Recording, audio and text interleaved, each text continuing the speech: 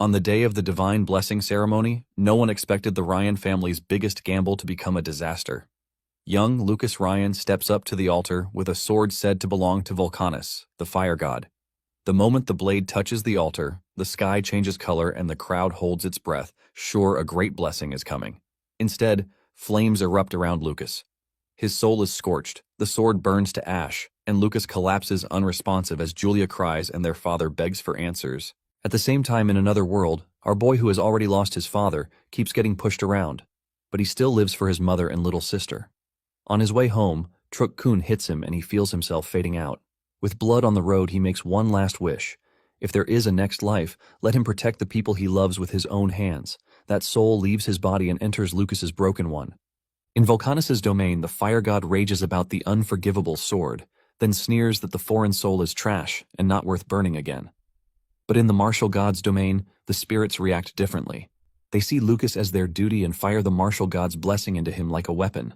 They push it too far, granting the highest blessing and even breaking the old level limit. Lucas wakes with two lives colliding in his mind, terrified he will be cast aside as a child abandoned by the gods. Then Julia rushes in, hugs him tight, and cries that everyone said he would never wake up. Lucas pats her head, steadies his breathing, and makes a quiet vow. Since he has been given another chance, he will protect what's precious, no matter what. To do this, Lucas looks into the sky, letting the martial god know that he is counting on him for help. Meanwhile, a certain demon that was turned into a statue suddenly comes back to life after she senses that the martial god is no longer present in this world. Blood drips down her body as she tries to regain her strength, and she realizes that she has just a little power left. Nonetheless, she doesn't mind because she is pretty sure that the world belongs to her and her emissaries as long as the martial god is no longer active. 9 years later, Lucas is seen at the family's estate. He is on his way to pick up his sister from training when he is ambushed. A thorn vine suddenly grabs onto him, and he immediately figures out the only person capable of this, and that person is Jeremy. Jeremy Ryan is the Ryan family's fourth child, and he is a magic student who received a level 5 blessing, basically making him Lucas's half-brother. Even Jeremy's attendant makes fun of Lucas, talking about how he has not been kicked out of the house yet. Jeremy then tells Lucas to stop coming to the backyard, saying it is reserved for the family members who can use magic. Jeremy even threatens to break a few of his bones so he can learn not to come to the backyard again. As he tightens the vine, Lucas screams out, telling Jeremy that his sister's magic practice is finished and she will be back soon. Lucas suggests that Jeremy let him go if he doesn't want to get charred. Jeremy is scared, but at the same time he makes fun of Lucas for relying on his sister to protect him. Jeremy tries to act tough, saying he is not scared of lightning, and he hasn't finished saying this when he gets struck by lightning, causing him to scream in pain before getting knocked to the ground. His attendant screams out in panic, and just then, Julia appears in the distance. Julia holds out her magic staff, telling Jeremy that she won't hold back the next time he bullies her brother. Julia then uses her magic to strip the vines off her brother's body. While patting his sister for doing a good job, Jeremy finally manages to get back on his feet. Lucas mocks him, telling him to learn his lesson now so he doesn't suffer the same fate next time. Jeremy and his attendant then run off, but he tells Lucas that he is going to remember how he was humiliated. Lucas smiles, telling Julia that she truly held back because Jeremy still has the strength to run. After their departure, Julia asks Lucas why he didn't fight back because she knows that he can defeat Jeremy on his own. Lucas then reminds Julia that his true strength remains a secret between the two of them. In addition, he teases her sister, telling her that she will be the one to protect him, and Julia affirms this with a smile on her face. Lucas then narrates what happened the first day he woke up 9 years ago. Apparently, his father came to visit him, and even though he was already scared that he would be kicked out of the house for betraying their expectations, this wasn't the case because his father hugged him, thanking the gods that he woke up safely. It turns out that Holt leads a night order and he is always on the move, which is why he rarely gets the time to watch over the children at home. However, he is still a good father who cares deeply about his son and the others. When Holt learned that Lucas had started martial arts training, he immediately sent him a letter filled with all the information he was going to need. Holt told Lucas that there are old books about martial arts in the library, and let him know that he is rooting for him. Because of this letter, Lucas carried out a rather bold plan. Over the next 6 months, Lucas dug beneath his room, and he created a secret training ground, while the attendants were always wondering where he disappeared to. While digging the basement, everyone just assumed that someone was practicing earth magic. The basement he dug was divided into 4 areas: the study area, the training area, the storage area, and a makeshift bathroom. Because he had spent all of his money getting equipment for the other areas, Lucas could only get a bathtub for the bathroom. After he completed the training ground, he secretly devoted himself to training every single day. It turns out that he has an act of soaking himself in medicinal baths, which is considered the most efficient training method. Over the course of 3 years, he trained on a reference book called Chaos Tempering Arts that he found in the library. Thanks to this, he has gotten so strong that even level 5 magical attacks have nothing on him. He figures out that his defense has taken on a nice shape, and for his offense, Lucas decides to try out his skills. He whips out his sword, and with blinding speed he delivers several cuts to his training dummy. He also trains with the spear, and using this, he shatters the training dummy thanks to his overpowered spear techniques. It turns out that he has reached the level of spear techniques already, and after this, he practices his fist techniques. Over the course of 9 years, he has been improving, but he has one particular concern. According to the books he has read on martial arts, when one reaches a certain level of ability, one is said to hit a ceiling, and the only way to break through this limitation is to gain enlightenment. However, gaining enlightenment is pretty difficult, which is why many practitioners have given up. This is also the reason why there are almost no practitioners of martial arts, which should be in no way inferior to magic. However, Lucas is different, and he shows this by tearing apart a big sack of sand with just a single punch. Thanks to how dedicated he is, his fist techniques have also hit level 5, and it appears that there is no ceiling for Lucas because his levels keep rising smoothly. Basically, all of his techniques are on the rise, and he believes that this is all thanks to the martial god's blessing. After training that day, Lucas remembers that his father is coming home that very day, and they are going to have dinner together as a family. After he has washed up, he joins the family at the dining table. His father welcomes him with a smile, saying it's been 6 months since they last saw each other. He urges him to take a seat, and Lucas calmly walks to his seat while Jeremy is fuming where he is. Holt then mentions that the Allen Magic School is opening a martial arts department, and as a special measure, his father has already applied for him. Holt admits that martial arts is difficult, but he believes that his son can do it, and Holt urges Lucas to prepare well for next week's entrance exam. Lucas smiles, and he thanks his father for this opportunity. Deep down, Lucas has vowed that no matter what world he finds himself in, he is going to protect whatever is important to him. However, at the same time, he is trying so much not to stand out because he doesn't want to attract trouble. Suddenly, Julia raises her hand, telling her father that she wants to enter the Allen Magic School with Lucas. Holt commends his daughter for having such a great attitude, but he lets her know that she is still 11 years old and she is not old enough to enroll. Julia then reveals that there is an elite course at the school and it has no restrictions. Julia whips out the letter she received from the school, telling her that she can take the elite course. Holt is surprised to hear this, but at the same time, he understands that Julia's reputation must have reached the school. Lucas's mother smiles beautifully, saying it appears that a great mage will be born from the Ryan family in the near future. This causes Julia to laugh out loud, while Jeremy is left fuming really hard. Their father then tells the two that he wishes that they both pass the exam. Jeremy is pissed that Lucas is getting special treatment when there is nothing special about him. Just then, his mother, Jessica, touches him, telling him to calm down because he has nothing to worry about, since there is no assurance that Lucas will pass the exam. 1 week later, Lucas and Julia prepare to leave for the academy. His mother urges him to take care of himself, and she assures him that she will come visit him once he settles down in school. She also gives Lucas the lucky coin that his father gave him. Apparently, the coin is from the Marshall Fortune dynasty that unified the world about 10,000 years ago. Holt revealed that he obtained the coin after he defeated a magical beast, and the front of the coin bears the image of the first emperor, Mars, and on the back is engraved the weapons that he once used. When Lucas saw this back then, he realized that Mars is the martial spirit god. As he departs, Holt tells Lucas to always keep the coin with him. Lucas considers himself pretty lucky because he is blessed with a good family in his present life and also in his past life. Several hours after their departure, the butler, Forden, suggests that they camp in the nearest clearing because the sun will set soon. While they are resting and preparing to eat, the butler tells them that they are going to reach Dacktown, where the school is located, by nightfall the next day if they leave early in the morning. Julia is surprised to hear this, and she asks Forden if there is anything interesting in Dacktown. Forden lets her know that there is something to look out for because Dacktown is famous for the magical dodgeball tournament held every spring. In addition, he mentions that the town is famous as a gourmet town. When Julia hears this, she is already drooling because she imagines herself eating everything she wants. Suddenly, Lucas's senses kick into action and he realizes that 12 horses and 13 people are approaching them at high speed from 2 kilometers away. Lucas then asks Forden if bandits usually appear in the area, and Forden confirms this, but says the possibility of running into them is low. It turns out that Lucas is able to sense the danger thanks to the Chaos Tempering Arts. Thanks to the incredibly sharp senses that he now has, he knows that he is not making a mistake. He analyzes the situation and realizes that they are greatly outnumbered, so he has to handle the situation very carefully. Lucas then gets on his feet, telling Forden that they need to prepare because a mysterious group is heading towards them at an incredible speed. The two soldiers with them are surprised because everywhere is pretty quiet, and they just assume that Lucas is messing around. Even Forden is surprised to hear this, but he still grabs his sword, telling the others to prepare their weapons. Even though Forden is a bit skeptical, he believes that it is better they are cautious than be sorry later. Moments later, bandits arrive on the scene, and this is when the soldiers realize that Lucas wasn't lying. The bandit leader excitedly rushes toward Lucas's group, talking about how they have found a new set of prey. They notice Julia and Lucas behind the soldiers and immediately deem the two as their targets. Forden angrily tells the bandits what happens when they touch nobles, but the bandit leader says he doesn't care. He then tells his boys to kill the soldiers and leave the kids alive. Forden and the soldiers then prepare to engage the daring bandits. The soldiers are able to initially hold their own against the bandits.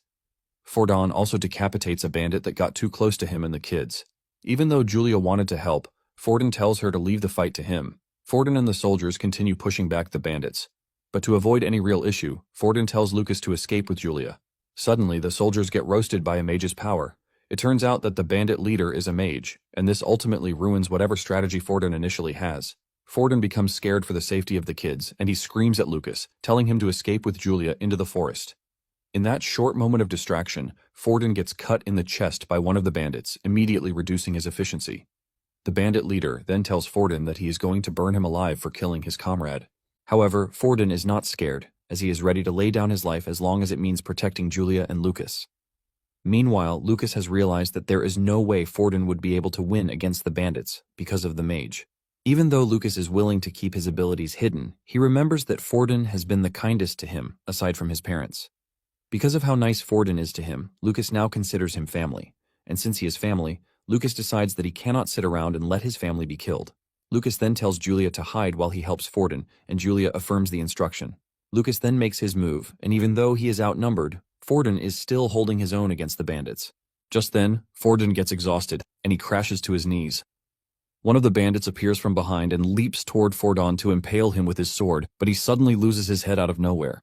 The bandits are shocked to see this, but before they know it, more of their comrades become headless from a high-speed projectile. No one knows where the projectiles are coming from, and, unknown to them, it is all Lucas's doing. Lucas is glad that he already upgraded his Gale Strike skill to level 4 while he was playing around, hitting flying birds with stones. Thanks to this, he knows that killing a mere level 1 bandit with a pebble is nothing but child's play. Pissed about how his comrades were all killed in an instant, the bandit leader raises his staff and fires off a large fireball at Forden to finish him. Forden can see the attack coming straight for him, but he is already too tired to dodge, and he also believes that a strange helper has shown up to protect the kids, so he can finally rest. Just then, Lucas appears before the fireball hits, and he cancels it out, shocking Forden, who never thought Lucas was this powerful. The bandit leader is also stunned to see his magic cancelled so easily. However, he believes that he still has time to fire off another shot, but Lucas lets him know that he has reached the end of the road, and he tears him to pieces with a powerful blow to his chest. After taking down the bandit leader, Forden is left questioning everything he just witnessed. He considers Lucas being able to kill a high-level mage a totally unprecedented event. However, Lucas just turns around to smile at the old man, telling him that it appears he has talent for martial arts. Forden is still celebrating with Lucas when they sense something sinister behind them. The piece of the bandit leader's body suddenly starts to transform into an ugly-looking creature that looks pretty dangerous. Seeing how terrifying the monster looks, Lucas concludes that he has to take it out as fast as he can because he can't allow Julia to see it. Lucas wastes no time leaping toward the monster, and he lands a punch, but it does absolutely no damage to the monster. The monster then launches a counterattack by hurling spikes at Lucas, forcing him to jump backwards. Surprisingly, the monster starts feeding on the bandits' dead bodies to power itself. Lucas wonders what sort of monster it is, and by using his all-seeing eyes, he is able to see the insignia controlling the monster. Before he knows it, the monster has grown to be a giant monster on all fours, and since physical attacks won't work on the monster, Lucas decides to try something else. Lucas imbues himself with explosive chi before lunging at the monster and delivering a powerful strike. This leaves a bright golden light that totally swallows the monster up and destroys whatever core is controlling it. After taking out the monster, Lucas sits down to catch his breath, and Julia comes rushing over to hug her big brother. Julia praises his brother, telling him how amazing he is for defeating the bad guys. Forden, on the other hand, is left stunned because he can't even understand what just happened. Just then, one of the bandits' horses starts neighing, catching their attention. They turn around to see a girl who has been tied up on the horse, shocking them. Meanwhile, the demon from 9 years ago is getting stronger, and she just got the signal that one of her emissaries has been defeated. She wonders who might have defeated the dude, but she decides not to worry herself too much about this, because she is more focused on recovering her power. Back at the scene, Julia learns that the girl they just rescued is Maya Rasta. When Forden hears the Rasta name, he mentions that he has heard it somewhere before, and Julia also says the same. Lucas then mentions that both the Rasta and Ryan families are nobles living near Dacktown. Julia confirms this, saying Lucas is right. Julia then asks Maya why she was attacked by bandits, and with tears in her eyes, she narrates her ordeal. Apparently several hours ago, bandits suddenly appeared and attacked her carriage, killing all of her guards. Even her maid tried to protect her, but she ended up suffering a terrible fate. Maya mentions that all of her efforts to tell the bandits that she is a noble fell on deaf ears. In fact, it appears that their goal is to abduct noble children. Julia then comforts her, telling her that she has nothing to worry about because the bandits are now dead. Later that night, after the girls have slept, Lucas asks Forden what he thinks about what Maya said earlier. Forden then mentions that bandits are habitual offenders because it appears that they have been targeting noble children for a while. Lucas then tells Forden that a demon might be helping the bandits because it is weird enough that they can use magic and also control the dead. Forden then tells Lucas that he has nothing to worry about because he is going to report the matter to Holt. Forden believes that the Rasta family would also be open to helping them once they report the situation to her. Lucas lets Forden know that he has a suggestion to make to avoid trouble in the future. The following day they arrive at Dacktown, and Lucas tells Julia that there will be no sightseeing in the town to avoid trouble. Lucas says there might still be bandits in the area, and for safety's sake, it would be better if they go directly to the magic school. Julia is a bit disappointed, and Lucas tells her to understand the situation because it is for her safety and Maya's. Maya agrees with Lucas, but Julia remains in a bad mood. To please his sister, Lucas tells Julia that he is going to buy her everything she wants from the town's gourmet district once they pass through there. Julia is happy to hear this, and Maya is blown away by the closeness between the two. Forden then suggests that they open the window so that they can get a view of the town. Julia quickly agrees to this, and she is astounded by the beauty of the town. Even Maya talks about how lively the town is.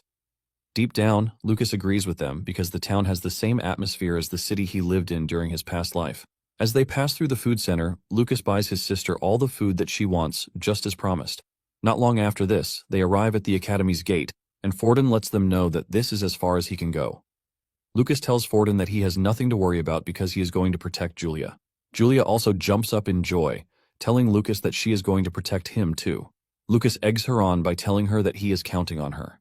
Lucas is left with tears in his eyes as he says farewell to the two. Maya, on the other hand, is pleased to have met Lucas and Julia because they appear to be two interesting siblings. In a quick revelation, Forden had told Lucas the night before that Maya was once his fiancée when they were younger.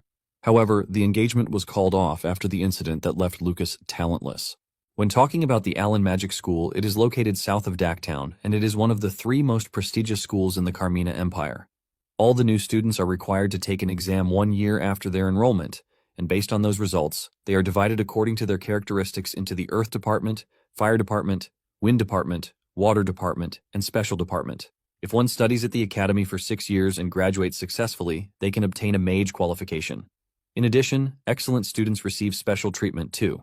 Also, students who pass the mage examination during their studies can graduate without having to stay until their 6th year. Meanwhile, Lucas and Julia are seen at the school plaza, and Julia expresses her disappointment that Maya has left. It turns out that she has reunited with her family, and Julia had initially thought they would be taking the exam together. Lucas, on the other hand, is pleased that Maya has reunited with her family because she is no longer in any danger. Lucas then tells Julia that if they all pass, they are going to see each other every day as classmates, so she has nothing to worry about. This is enough to lift Julia's mood because she knows that Lucas is right. While running around the plaza, Julia catches the attention of basically everyone who sees her because of how young and cute she is. Not long after this, they run into Mina, the vice president of the school's student council. Mina looks cool, and she immediately becomes interested in Julia too. She then asks her if she followed her brother to the school, but Julia reveals that she is there to take the exam with her brother. Mina is shocked when she hears that Julia is there to take the entrance examination, and this tells her that she is the girl who was given the elite course. Mina immediately asks Julia if she is from the Ryan family, and this shocks Julia, who asks Mina how she knows who she is. Mina tells Julia that she is going to find out soon enough, and she suggests that she follows her so that she can lead her to the reception desk. Lucas is shocked to see that Mina didn't even say a single word to him, as if he were a walking ghost. It is Julia who then reminds Mina that her brother also wants to register. It finally dawns on Mina that she totally forgot about Lucas. Mina then turns around to nervously talk to Lucas about his interest in taking the martial arts department exam. The moment she says this, it catches the attention of the other students. They start talking trash behind Lucas about how he is an idiot for choosing martial arts. One even talks about how hilarious it is that Lucas came to a magic school to learn martial arts. Lucas is somewhat surprised that he is being looked down upon even in a magic school. He knows that mages believe that they are above martial arts, but in reality, they are just a bunch of weaklings. Lucas is pretty confident that no mage can stand toe-to-toe with him because they are all insects compared to him. In fact, Lucas knows that there is no reason for him to come to the school if not for the fact that his parents want him to come. At this point, Mina has realized that Lucas is getting backlash because of how loud she spoke. Mina then finds a way to fix her mistake by telling Lucas to follow her because, after the registration, she is going to lead him to the exam venue. Lucas is surprised to hear this, and he realizes that Mina is actually a nice person compared to the rest. Every other person who has looked down on Lucas is shocked to see Mina talking to him, casually. Moments later, Mina requests their registration forms, and after this, she gives the two their emblems. She adds that their examinee number is stored inside, and she urges them to wear it when entering the venue. Apparently, there are 3 test items in total. The first test is to measure their magical potential with magic light. The second one is the compatibility test, where they use spirits of different attributes to determine which elements suit the examinee. And then the last one is a test using dummy dolls to measure magical destructive power. Lucas then asks her if martial arts examinees follow the same process, and she says yes. Mina says all the departments follow the same process for fairness. However, Lucas doesn't think they were thinking about fairness when creating the tests, because they would have specifically created a test for the martial arts department. Nonetheless, Lucas is not worried, and he plans to show a bit of his power to dispel the students' prejudice against martial arts. Moments later, they make their way to the potential measurement area. The candidates are expected to place their hands on the magic light. When Lucas touches the light, his potential displays 0, which shocks even the examiner because this is a phenomenon that happens once every 1,000 years. This immediately sets Lucas up for a mocking session from the other students who are watching. However, Lucas is not really worried because he already expected this. Julia soon steps forward to touch the light, and it displays a bright purple light which represents a potential value of 7 out of 10. Even the examiner admits that Julia is going to be among the top of the year's examinees. While everyone else is surprised, Lucas is not really surprised because he knows what his sister is capable of. In fact, he knows that his sister is capable of more, and he tells her not to hold back. Julia acknowledges this and releases more mana into the orb, which immediately transforms into golden light, leaving everyone stunned. The examiner realizes just how talented Julia is because there was a student 2 years ago who also produced golden light, but she was much older than Julia. After Julia is done, she runs back to her brother with a big smile on her face, asking if she was amazing. Lucas pats her on the head, telling her that she is really amazing.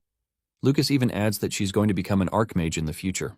While the two are celebrating with each other, one of the candidates talks trash about Lucas, saying he is a talentless piece of trash who is a big brother to a genius mage. The dude's friend quickly covers his mouth, telling him to stop saying trash because they don't know what Lucas's sister might do if she hears.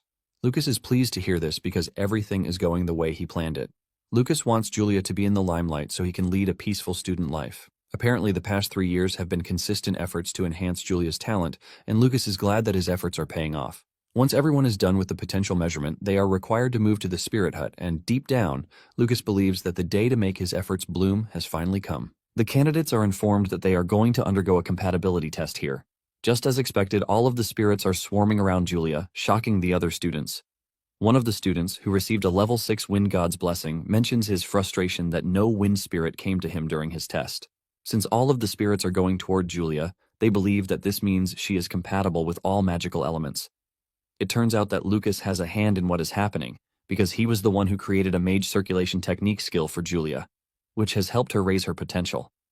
Even though she is still level 2, Lucas knows that she has shown enough to pass the entrance exam.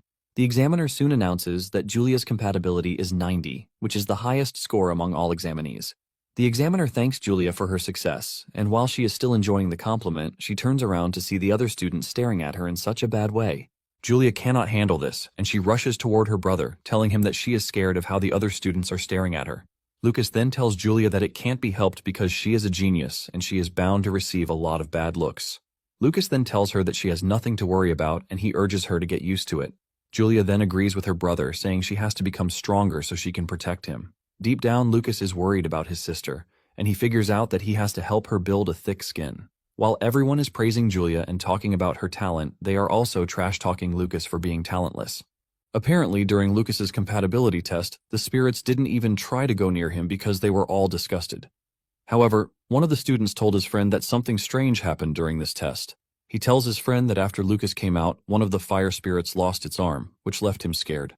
When his friend heard this, he believed that he was seeing things because the spirits are tiny, and there is no way he would have seen a tiny hand flying off. Lucas is surprised to see that there was someone who actually saw what happened.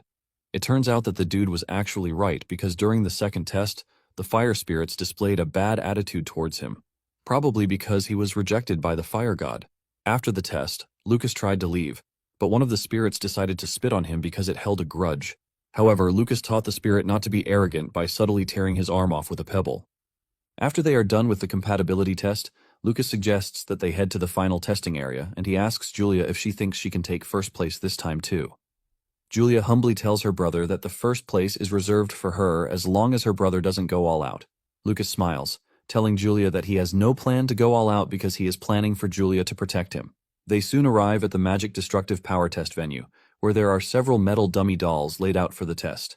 Lucas overhears one of the students talking about how he plans to punch the doll with everything he has because he doesn't want Julia to take first place. Another dude mentions that there is a possibility of Julia totally destroying the doll, but the dude argues with this, saying it is impossible. The dude mentions that the dummy dolls are made of special metal with defensive magic, which means that they can withstand attacks below curse class. The dude is confident that Julia doesn't have what it takes to unleash said attack at her current age.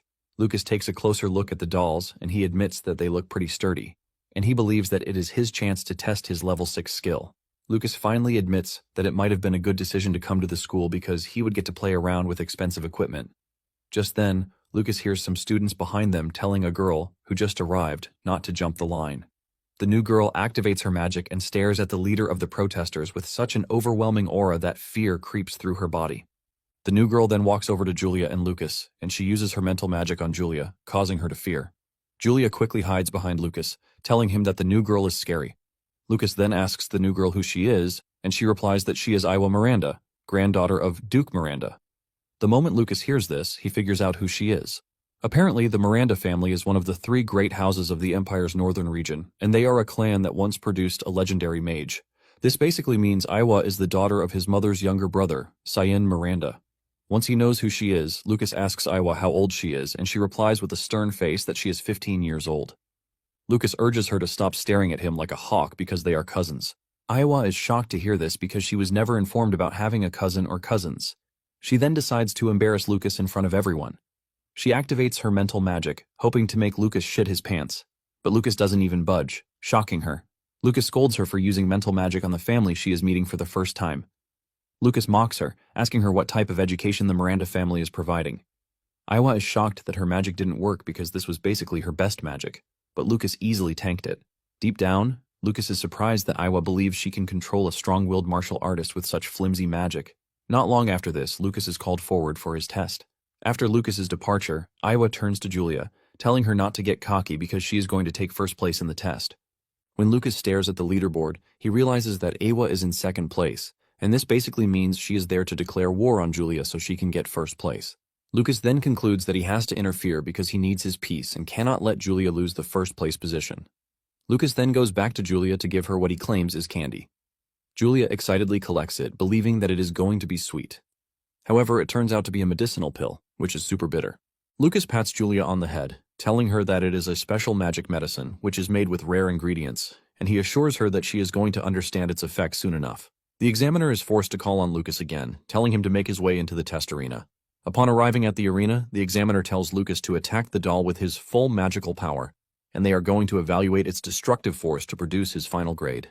Since he can't use magic, Lucas asks the examiner if he can use physical attacks instead. When the other students hear this, they start laughing at Lucas because he is seriously daring to take the test with a physical strike. They consider this a barbaric art and use that to talk down on martial artists in general. One of them believes that Lucas is just going to break his hand, and that will be the end of it. While they are all mocking Lucas, Julia hears this and stares at them with her side eyes, causing them to quickly rearrange themselves. Julia is pissed that Lucas told her to behave at the school because she would easily beat all of them up. Just then, Iowa asks Julia if it is true that Lucas can't use magic because Iowa can't believe that someone without magic is able to block her mental magic. Julia then tells Iowa that her brother really can't use magic, but he is still amazing. Nonetheless, Iowa believes that Julia has been tricked by her brother because there is no way a martial artist can do anything impressive. Suddenly, a loud bang hits the test area, shocking everyone present as they wonder what just happened. 2 minutes earlier, the examiner had told him that his method of attack didn't matter.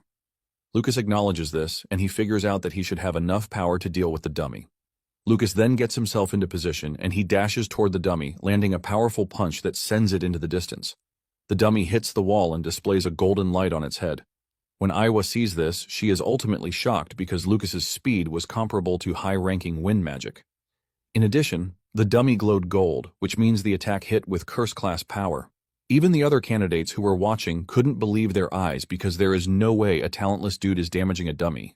It then dawns on Iowa that she is the only one who noticed Lucas's true ability. Iowa could also sense that Lucas is trying to keep his abilities hidden because he is not even bragging about it. To the examiner, he assumes that the dummy malfunctioned, but he tells Lucas that he is going to give him the perfect score. Lucas thanks him for this and then asks where he should put the fallen dummy. The examiner lets him know that he doesn't have to worry about this because it is too heavy and they are going to move it with magic. Lucas then makes the peace sign to his sister through the screen after seeing that he managed to keep his strength hidden while also obtaining a score that is high enough for him to be granted admission into the academy. As the exams went on, everyone totally forgot about Lucas's power and focused on Julia's overwhelming talent. When Julia walked to the front to display her power, she unleashed red lightning, which is pretty powerful and second only to the gold thunder. The students are all impressed when they see this, and one of them even wishes that she could at least reach Julia's current level before graduating. After showing her extraordinary power, Julia sits down, totally stunned by what just happened. When it is time to grade her, the examiner announces that she scored 9.5. When Julia reunites with her brother, she talks to him about the red lightning, saying she could only produce purple lightning in the past, even when she was pushing at full force. Julia talks about how fierce the red lightning is, and unknown to her, the pill Lucas gave her earlier is what boosted her strength, but he decides not to tell her about it. Apparently, in this world, both the mages and the martial artists have their own pharmaceutical skills.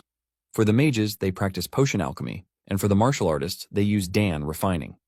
Basically, magic potions always need a medium, but pills made by martial artists can be directly absorbed into the body. It turns out that in the past, there used to be a lot of pills, but after the decline in martial arts, Dan refinement is almost a lost art. It is very rare to see a martial artist capable of creating a magic storage pill that can boost someone's abilities like Julia's. This is because a martial artist has to reach level 6 before they can make such a pill. Basically, there is only one other person in the Empire aside from Lucas who can make the pills, and this is the only level 9 martial artist alive, Duke Retsuzan, who is the Minister of Martial Affairs. It turns out that even the greatest mages lower their heads and beg Retsuzan for magic pills, and if people find out that Lucas can make the pills, there is definitely going to be a lot of chaos, which is why it has to stay a secret. Shortly afterward, Lucas and Julia sit on a bench to rest, and Lucas lets her know that she will soon get enough rest once they retire to the dorms, which is after the class assignments. Just then, Mina shows up, and Lucas asks her what she is doing there. Mina replies that she is there to post the class assignments, and she congratulates them, saying they both ranked first in the elite and the martial arts classes. Julia celebrates really hard when she hears this, and Lucas congratulates her before telling her that he is going to be counting on her. Mina then asks Julia if she has any department she would be willing to join next year, and this confuses Julia. Mina doesn't hesitate to explain to her that there are 5 departments, and they are Earth, Fire, Wind, Water, and Special. Mina lets her know that after a year, everyone is sorted into a department based on another set of tests. Julia thinks about it for a minute and replies that, according to her attribute, it would be good for her to choose Wind. And Mina excitedly agrees with her, since she got the blessing of the Thunder God. Mina grabs her, shaking her out of excitement, while telling her that she is going to be waiting in the Wind department. Lucas is surprised to see that the departments are already hustling to secure Julia, who is the top talent. Mina then offers to take Julia to the girls' dorm, and Julia bids her brother farewell, telling him that they are going to see each other later. Lucas waves to his sister, urging Mina to take care of her. Lucas also decides to head to the martial arts dorm, and elsewhere, Iowa has checked the results. She realizes that Julia came first, but she is not ready to give up because she believes that she is going to take first place in the coming years. Moments later, Lucas arrives at the martial arts department, and even though he wasn't expecting much, he was left totally disappointed because the whole building looked like a rat house. He wonders if they can even live in such a damned place that looks like it is about to collapse. On the bright side, Lucas believes that he would be able to live peacefully without anyone having to bother him. Lucas enters the building only to run into a white-haired dude who excitedly introduces himself as Kai Teroy, who claims that he is also in the martial arts department. After shaking hands with the dude, Lucas simply moves over to the desk to sign whatever he is supposed to sign, but Kai remains glued to him, talking about how impressive it is that Lucas punched the test dummy. Lucas acts humbly, telling Kai that there is nothing special about it because he only got lucky. The attendant then tells the two that they are going to be staying in room 205, which means Kai and Lucas are going to be sharing a room. While Kai is excited about the whole experience, Lucas is dreading it already. As they walk through the lobby, they can't believe just how much worse the whole thing is. They finally arrive at their room only to find out that they are going to be sharing the room with two other dudes, Collins and Sharp. As if this is not enough, the entire room is a mess, as if a pig had previously lived there. Kai holds his nose in disgust and even almost faints when he sees a spider hanging down a wall. Frustrated by everything, Kai whips out a gold coin, saying he is willing to offer the coin to anyone who cleans the room. Surprisingly, Collins and Sharp waste no time in offering that they are going to clean the room. Lucas is not surprised by this because Collins and Sharp are both commoners, and the money will go a long way for them. It turns out that the Teroy family is also one of the three great noble houses of the Empire's north. While Collins and Sharp are busy cleaning the room, Kai is venting out his frustration, talking about how he didn't sign up for living in a dump. Lucas tries to calm him down, telling him that the situation would eventually improve given the school's reputation. Kai agrees with him. But just as he is about to relax, another spider appears beside him, causing him to scream out like a girl, while complaining that the dorm is basically a prison. Not long after this, Sharp and Collins finish cleaning the room, and just as promised, Kai pays them their fee. Even Lucas gets a share of the money, and even though Kai is arrogant, he has no choice but to admit that he is quite generous. Just then, the attendant shows up to deliver their uniforms, and he urges them to change into the uniform so that they can attend the entrance ceremony taking place in the hall. Kai's blood pressure rises again when he sees the dirty and tattered uniform that was provided for them. Collins and Sharp cannot even complain because it looks good to them. Lucas then tells Kai that the school has a system where they can listen to student requests, and if they ask for better treatment there, Lucas is convinced that they can get their uniforms changed. When Kai hears this, he suggests that they hurry to the hall so that they can complain, and Lucas can't believe just how gullible the dude is. Shortly afterward, Lucas and his roommates arrive at the hall with their trash-looking uniform.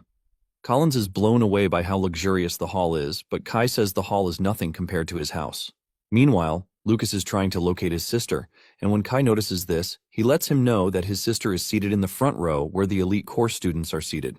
Kai also notices that their uniforms are different, and he suggests that Lucas talk to his sister before the ceremony begins, since the martial arts students are seated far away from the front row. However, Lucas says there is no need for this and suggests that they return to their seats. Deep down, Lucas is glad to see his sister wearing such a prestigious uniform. Once Lucas and his roommates are seated, he notices a girl who appears to also be in the martial arts department seated close to them. Not long after this, the student council president, Theod Formal, shows up in a cool-looking way to introduce the school's point system to the students. The students are all blown away by how cool-looking Theod is because he has also reached level 6 before graduation, which means he is a genius. Theod then starts by informing the students that the point system in the school is fundamental to almost everything, from the magic skills, precious books, subordinate magical beasts, and rare materials. In fact, all of these, including guidance from great masters, can be obtained with points. He continues by saying there are many ways to earn points, but points earned through labor are only 1 to 5 points per hour, which is extremely low. Rather than labor, it is more efficient to earn points by participating in events for each department. He mentions that the orientation being held for the new students that very day is prime earning time for current students. Lucas finally understands why Mina was helping them. Theod continues further, saying that if a student becomes a student council member, they are going to receive a stable monthly point income. The president is going to get 500 points per month, while the vice president gets 200 points per month, and the members get 100 points per month. To round it all off, he mentions that there is the risky method, which is monster hunting. Apparently, there is a magical beast mountain range located behind the school. This mountain is famous for housing several magical beasts. Theod says if the students hunt beasts there and submit the materials, they are going to receive corresponding points. When Lucas hears this, he immediately becomes interested because he considers it a training ground made just for him. Several hours later, Lucas is able to sneak out of his room thanks to the effects of the tranquility incense that he lit up in the room, causing his roommates to sleep soundly. He is excited to visit the magical Beast Mountain range, and when he gets to the back of the school, he runs into a tall wall. However, this is nothing to hold a determined Lucas back. He easily leaps past the wall and with excitement written all over his face, he lands in the magical forest. The first monster he comes across is a horned frog, and Lucas toys around with the monster before easily pulling out its horn, leaving it incapacitated. The horns of the poisonous black horned frog are said to be commonly used in magic potion concoction, and Lucas believes that they would fetch him some really nice points. Lucas has found out that the school has legendary martial arts manuals in its collection, which is why he needs to earn points to obtain the skills that were rumored to have been used by the martial god. Since he is running on borrowed time, Lucas decides to quickly assess the locations of the magical beasts, and using his overpowered eyes, he is able to pinpoint the locations of the monsters in his surroundings. Roaming around is the level 1 shell mouse, level 2 one-eyed bat, level 3 magic crest leopard, but all of them pose no danger to Lucas as he trashes all of them pretty easily. All of the monsters he meets are one-shotted with ease, and in no time, he has gathered a big haul. He is confident that he can exchange the materials for points so he can get ingredients for Dan refining. Nonetheless, Lucas doesn't feel fulfilled as he notices that the whole area is strangely quiet. In addition, there are extremely few traces of magical beasts, leaving him to wonder if there is a powerful magical beast living in the area. Lucas then employs his sharp senses to see if there is any, and he soon locates one hiding out in a cave. At the same time, the beast locks onto Lucas, but Lucas doesn't mind as he dashes toward the cave, which is 1 kilometer away.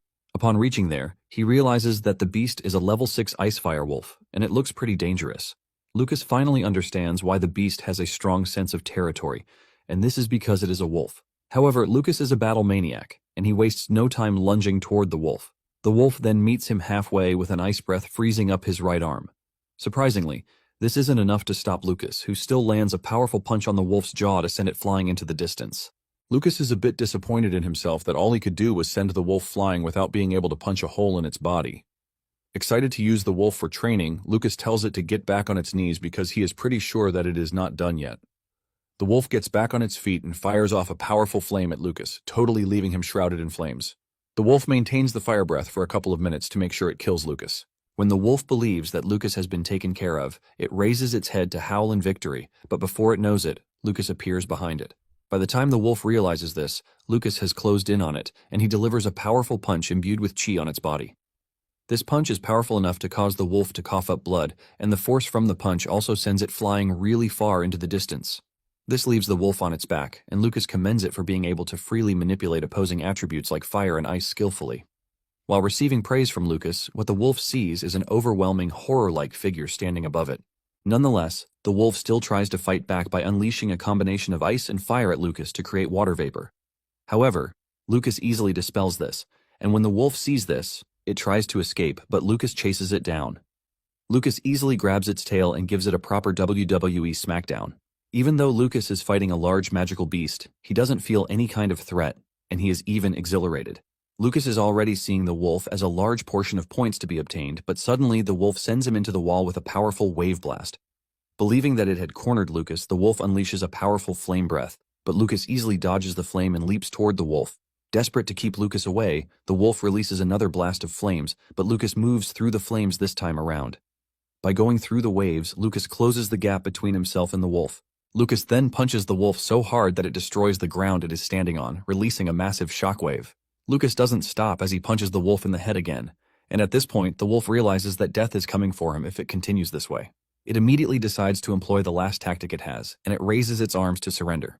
The wolf then bows before Lucas before releasing a blue and red core. Lucas is surprised to see this because magical beasts in this world are sometimes born with a core inside their bodies. This is basically a rare magical material that becomes the beast's lifelong source of power.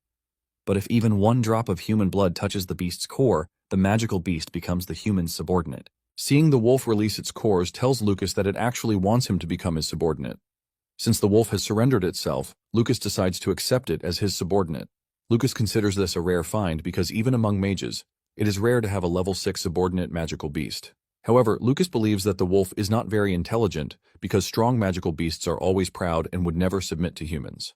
Just as the wolf wanted, Lucas cuts his blood and combines it with the cores, giving off a bright light. When everything settles down, the wolf swallows the cores again. Suddenly, Lucas hears someone calling him master, and he is confused. But the wolf lets him know that it is the one talking to him. It then dawns on Lucas that he can finally understand the wolf's words. Lucas is proud of the wolf, and he decides to call it Uru. Since he is now Uru's master, Lucas wonders if everything in the territory also belongs to him. Lucas wonders if Uru has collected anything useful over time, and just then Uru tells Lucas to follow it because its treasure is located deep in the cave. Lucas arrives at Uru's supposed treasure room, and he finds a bunch of materials ranging from pelts to bones and even gemstones. Lucas starts drooling when he sees this because he has just stumbled upon a treasure trove. Just then, Uru tells him that what he is looking at is not his real treasure trove. It then shows Lucas its real treasure trove, which is filled with beast cores of level 3 beasts, and there are even 2 level 6 cores in the cave. Uru then reveals that it ate the water and fire attribute beast cores to level up. When Lucas hears this, he figures out that to level up, a beast has to eat beast cores from magical beasts of equal or greater strength than itself. This means Uru killed at least 2 opponents of equal strength, which is a really good feat. As a reward, Lucas feeds Uru recovery medicine that works on magical beasts too. Lucas then tells Uru to continue guarding the treasures in the cave while it is busy recuperating. Uru then tells Lucas that he can trust it with the mission since it is his first mission. The next day, Lucas arrived at the classroom, and even though he was up all night, he didn't suffer any fatigue thanks to the tranquility incense. Soon afterward, the students start complaining that time is running out, and the teacher has not even shown up for their first lesson. Kai is pissed at this, and he wastes no time assuming that the administration has forgotten to assign a teacher for the martial arts department. Moments later, a drunk dude enters the room, introducing himself to the students as Sigalt, revealing that he is their homeroom teacher. When Kai sees the drunk dude, he cannot believe that he is supposed to be their homeroom teacher because Sigalt appears to be dirty. Suddenly, Sigalt screams out loudly, almost turning Kai into a deaf dude. When Lucas sees this, he figures out that Sigalt's movements show that he is at least a level 5 or 6 martial artist. Sigalt then tells Kai that there is no talking in his class without his permission. After saying this, Sigalt starts taking his attendance, and the kid Lucas saw at the entrance ceremony, Taishi, is the first to answer the attendance list. After Sigalt is done calling out the attendance, he is pleased to see that everyone is present. Just as he is about to start the lesson, he realizes that he has forgotten his textbook, and he decides to appoint Taishi as the class representative so she can go to his research lab and get the textbook. Taishi is shocked to hear this, and she is forced to ask again if the teacher meant what he said. Sigalt confirms this, but Kai gets mad. He gets off his seat, saying the class representative should be decided fairly through competition among candidates. Kai starts boasting, talking about his pedigree and ability, saying all of these should qualify him as the class representative.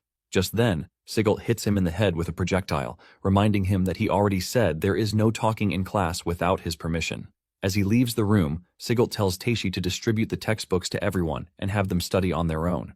Taishi is proud of herself because not only did she pass the entrance exam, but she was also chosen as the class representative. Taishi then vows to change her fate with the opportunity she has been given. Meanwhile, Kai is still nursing his swollen head, and Lucas mentions that something is off about the teacher. Kai immediately agrees to this, suggesting that they report Sigalt to the administration so that he can be fired. However, Lucas is left analyzing the situation, and he figures out that Sigalt has suffered serious injuries before, which is why he moves the way he does. This leaves Lucas wondering just how strong Sigalt was before he got injured.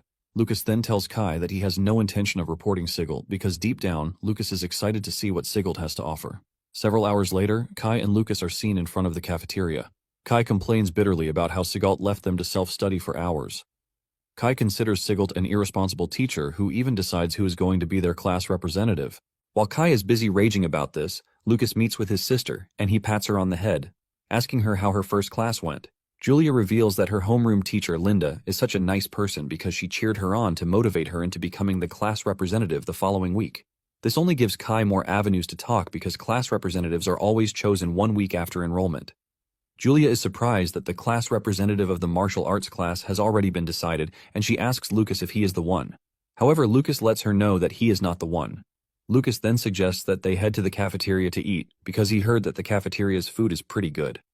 It turns out that meals at the school also follow the point exchange system, and new students who just enrolled without any points can exchange cash for points, but this is only once. Surprisingly, the exchange rate differs for each department. Julia ends up getting a really nice meal, which she consumes excitedly. Apparently, for 1 coin, other departments get 100 points, but the martial arts departments get just 10 points. Kai cannot believe that even the teachers discriminated against the martial arts students. One of the teachers tells the complaining martial arts student that status doesn't matter in the school because everything revolves around points. While eating the dry bread that he got, Kai concludes that enrolling at the school is more or less giving up on his human rights. Julia pities how bad Kai looks, and she even offers him her food. Kai shed tears as he declared that Julia is such a nice girl. Moments later, Maya shows up, and Julia suggests that they eat together, but Maya reveals that she has already eaten, so she is fine. Maya then mentions that she baked cookies as thanks for helping her the other day. She asks Julia if she is interested, and she excitedly accepts the cookie. Lucas also accepts the cookie, and he commends Maya's skill, saying the cookies are delicious. Kai, being Kai, jumps in to collect cookies, and after tasting it, he mentions that the quality rivals the Teroy family's special sweets. Kai and Maya end up getting to know each other, and Kai teases Lucas for knowing such a beautiful lady as Maya. Unknown to the dude, he just doesn't know Maya, but she was once his fiancée, and Lucas obviously cannot say. After Maya is done feeding them cookies, she leaves, and Lucas finally gets to breathe a bit. Lucas figures out that the cafeteria is basically a hotspot for meeting familiar faces. Just as he predicted, Mina soon shows up, and not long after this, Theod also moves around the cafeteria just to aura farm by flying around with his fire magic. When Lucas sees this, he realizes that Theod is a dude who likes to show off. However, Lucas has already lost all respect for him because after the entrance ceremony, he overheard the fact that Theod is only able to use level 6 magic thanks to medicine. Lucas is busy eating when he notices Sigurd exiting the cafeteria, and he wonders where he is going. Meanwhile, the teachers are also complaining about Sigurd's trashy behavior, but some sympathize with Sigurd because they know he only changed after what happened to him. Sigurd soon joins the other teachers and the headmaster. Once they are all present, the headmaster lets the teachers know that their agenda for the day is all about the magical beast taming tournament. It is no news that magical beasts frequently attack in the Carmina Empire, and because of this, taming skills are required. This also makes it an annual tradition for Allen Magic School's new students to participate in the Magical Beast Taming Tournament. Julia's homeroom teacher then reveals that over 2,000 level 1 magical beasts have been prepared for the competition. She suggests that they hold the tournament in the next 6 days just as they usually do. One of the teachers, Greg, then cuts in saying he is fine with holding the tournament in the next 6 days, but he believes that the martial arts students do not need to participate because they can't compete against magical beasts. However, Sigurd disagrees with his take. Greg tries to act cool, saying he was thinking of the students while making the suggestion, but Linda cuts in, telling Greg that Sigurd is right. Linda tells Greg that as new students of the school, the martial arts students are allowed to participate. Another teacher agrees with Linda, saying all the students should be treated equally. Deep down, Greg is pissed when he hears this because he can't believe that there are still teachers who agree with Sigurd, especially Linda. Greg believes Linda is supporting Sigurd because she believes that he can go back to his former self, who was a level 8 powerhouse. Greg has no choice but to back off, but he believes that the martial arts students will just break down in tears after seeing the monsters. With everyone agreeing to it, the headmaster makes it official that the martial arts students will be participating. After the meeting, one of the teachers approached Linda, asking her if she was really okay with the martial arts students participating in the tournament because Greg kind of had a point in what he said. Another teacher tells Linda that it is true that martial arts require real combat, but reminds Linda that the magical beast taming tournament is harsh. Linda then smiles, telling them that a long time ago someone taught her that a coward without spirit to overcome difficulties has no right to call themselves a martial artist, and this person is none other than Sigurd. Linda adds that any student who refuses to participate in the tournament will eventually be expelled from the martial arts department by him. When Sigurd returns to class, he lets the students know about the beast taming tournament. Because of this, Sigurd tells the students that they are going to be doing combat training outside, and he is going to make sure all of them have the strength to defeat magical beasts. Just as usual, Kai opens his big mouth to talk about the issue of the class representative, saying the tournament is usually held to decide the class representative. Since their class representative has been decided, he mentions that they have no reason to participate, but Sigurd hits him in the head again to silence him. Lucas, on the other hand, is thinking about the combat training, and he is worried about how he is going to hold back to make sure he doesn't blow away his sparring partners. Moments later, they report to the training grounds, and after observing Teishi for a few minutes, Lucas realizes that Teishi is pretty strong, and it appears that he is the only one even stronger than her in the class. This then tells Lucas that Sigurd knows what he was doing when he picked Teishi as the class representative. After hours of training, the bell for lunch finally rings, and Sigurd tells them that training is over. Kai thanks his stars because he is already excited about the whole thing. Collins and Sharp then reveal that they are heading to the cafeteria. Collins tells Kai that they are going to bring food for him, as promised. Sharp is shocked when he hears this, forcing him to ask Collins if he made another deal with Kai. Kai then reveals that he told Collins to bring back 2 points worth of food in exchange for 2 coins. This is basically a situation where Collins saves money and Kai saves points, so he considers it a win-win situation. Sharp is pained when he hears this because he would have jumped on the deal if he knew about it too. Collins smiles and then tells Sharp that he will leave him to take the next one. Deep down, Lucas sees Collins as a very smart dude because he is making pocket money properly while keeping human relations smooth. Kai then walks over to Lucas, talking about how smart he is because of the deal he made. He even suggests that Lucas follow his footsteps, but Lucas ignores the advice, leaving Kai in the cold. Kai initially wants to feel bad, but then he comes to the conclusion that Lucas has a sister in the elite course, so he doesn't even need to worry about points. However, Kai doesn't know he is totally wrong about this because without Julia, Lucas would still not go hungry. Lucas can easily step into the forest and just hunt down beasts to make himself a nice meal. While roasting meat on the fire, he remembers that Mina was trying to get close to Julia again. Because of this, Lucas figures out that he has to stay on guard to make sure that Mina has no ill intentions. Just then, Lucas notices that Uru is already drooling from looking at the meat being prepared on the fire. Lucas then decides to feed him because he is such a nice beast. Lucas then tells Uru that after he is done eating, he will have to spar with him in training, but he promises to go easy on him. Uru is already crapping himself when he hears this. Meanwhile, at the Ryan family estate, Holt notices that his wife, Catherine, is feeling sad because of the children, and since she is missing them that much, he suggests they go visit them. Holt mentions he is passing through Dacktown for work, so he is going to take her. Catherine is happy to hear this, and she hugs her husband, thanking him. Elsewhere at Count Grind's estate, a group of masked noble ladies is seen meeting, and one of them is Holt's second wife, Jessica. The leader of the group is none other than the Demon Lady, who is slowly gathering her power. She offers the ladies drinks, telling them that it is the new Jade Dream, and the moment they drink it, their whole body will start to glow. Unknown to them, the drink is none other than her blood, and knowing fully well that women will do anything to obtain the glass body, she uses this to her advantage. Once they have all consumed the drinks, she suggests that they start the day's game. Later on, the Demon Lady calls Jessica into her room to ask her questions about how Julia survived the bandits' attack. In Jessica's story, she tells the lady that it was Julia who defeated the bandits because she received a level 7 blessing. This is when it dawns on the lady that Julia inherited Miranda's family talent, but at the same time she doesn't think it is possible for a level 7 to defeat the bandit leader. The lady then asks Jessica if she would like to kill Catherine and her daughter so she can become the Baroness. Jessica confirms this while asking the lady what she is supposed to do to achieve this. Just like the evil lady she is, she immediately crafts her insignia on Jessica, ultimately putting her under her control. Back at the academy, Taishi informs her classmates that they are going to be continuing combat training that morning, and Kai and the others complain about how tedious the whole thing is. One student reveals that his whole body is sore, and another dude reveals that he couldn't even sleep all through the night. Taishi admits that the training is cruel, but she lets them know that it is all to improve their abilities, and because of this, she urges them to do their best. Meanwhile, Lucas's roommates are all fine, and they immediately assume that they are fine because they are tougher than anyone else. Unknown to them, they are hale and healthy thanks to the tranquility incense that Kai used in the room. Even Taishi assumes that Lucas and his classmates have good stamina because they all look fine. Moments later, training begins, and Kai pairs up with Lucas. Kai charges at him as usual, but Kai easily pushes him backwards. The spar between the two continues, and Kai believes that he is holding his own, but little does he know that Lucas is really holding back against him. As the fight continues, Lucas notices that there is someone watching him from a distance. It turns out that he is right because there is an old man sitting under a tree in the distance and he is watching everything that they are doing. Kai notices that Lucas is distracted, and he tries to use this opportunity to land a strike, but Lucas's reflexes are way above his level, and he easily dodges the punch, causing Kai to crash to the ground.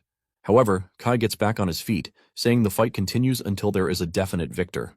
Lucas gets back into position and he accepts the challenge. It turns out that the old man who was watching Lucas is known as Otani, and on his way back to the library he runs into Mina, who offers to walk him, but he refuses the gesture. It turns out that Otani has already figured out that Lucas is hiding his true abilities, and because of this, Otani decides that he is going to continue monitoring Lucas. Hours later, they finally get to finish combat training, and fortunately for them, Sigelt had taught them massage techniques. Thanks to this, everyone is able to relieve their tense muscles, and Lucas believes that this is a good deal, because everyone else will forget that only he and his roommates were energetic in the morning. Lucas then decides that it is time for him to build his new training ground. But to do this, he figures out that he needs to buy materials for the training ground. Apparently, the school's magic shop has a lot of rare items that are not readily available to the general public. Upon entering the shop, Lucas is impressed by how spacious it is, and he compares it to a shopping mall. Lucas looks around and realizes that the items in the shop are a bit expensive, and given how things are, there is the possibility that he is going to be spending 100 points a month. Even though Julia gets tons of points, Lucas knows that he can't always rely on her because if her allowance runs out, it will be very bad. Lucas then decides to buy only magic potions for the day, and the next time he comes, he is going to exchange materials stored in Uru's cave for points. The attendant is busy sleeping when Lucas shows up at her desk with a bunch of items, telling her that he wants to buy them.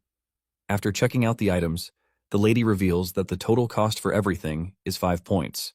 The lady notices that Lucas is from the martial arts department because of his uniform, and since they can only spend 10 points, he is already using half of the points all at once. After Lucas is done paying, he proceeds to leave. But as he reaches the door, the lady urges him to be careful with his spending, because he might just regret it later. Lucas just smiles at the lady, telling her that the things he bought are not even enough, and he is still going to come back to buy more. At the same time, the lady is surprised that Lucas bought a lot of potion items when the martial arts class doesn't even make them. She wonders how Lucas is going to use the items, but she just assumes that Lucas is spending recklessly because he is a noble. Later on, Lucas makes his way to Uru's cave, and he mixes the potions in a bath to soak in the medicinal effects.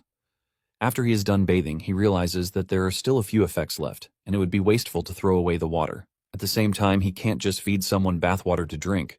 After stepping out of the bath, Lucas is thinking about his next move when he senses something weird behind him. He turns around to see that Uru is drinking the bathwater, and before he knows it, Uru has finished it. Lucas is initially disgusted, but then he pats Uru on the head, telling him that the water would actually strengthen his body too. Uru excitedly thanks his master before revealing that he wants beef. Lucas is just glad that the bathwater issue has been solved, and he plans to exchange the materials in the cave for points during low traffic hours. He also plans to hide whatever tools he bought at the materials shop near the dorm. After this, he plans to transport them to the cave at night. When Lucas bought the training dummy, he easily lifted it on his arm even though it was heavy, and the attendant offered to help him move it with magic. The teacher waves at him, calling him a good boy, while urging him to come back anytime he wants. Lucas has managed to escape suspicion because the shop attendant believes that he got the materials from his family.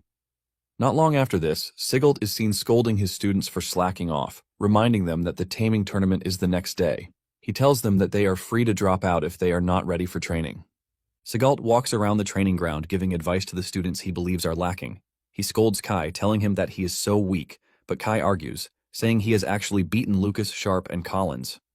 This only earns him another painful flick to the head to send him crying to the ground. Sigelt then turns to Kai's roommates, telling them that he is disappointed that they even lost to a weakling like Kai. Unknown to him, Sharp and Collins intentionally lost because of the money they were getting, and Lucas just didn't want any trouble.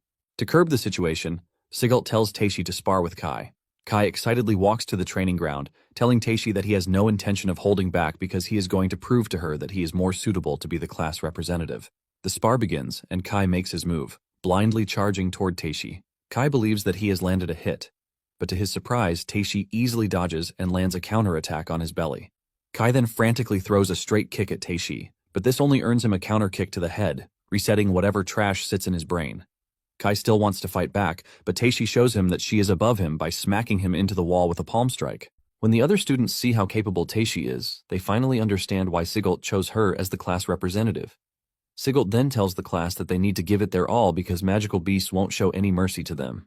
On the other hand, Lucas has already analyzed the fight, and he realizes that Kai went all out from the start without any defense, which is what Teishi exploited to beat him.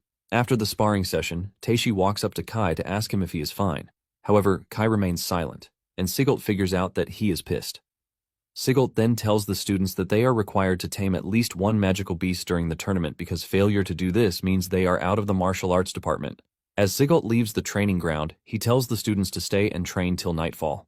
After his departure, Lucas walks up to Kai, and before Kai can say anything, Lucas lets him know that his defense is completely lacking.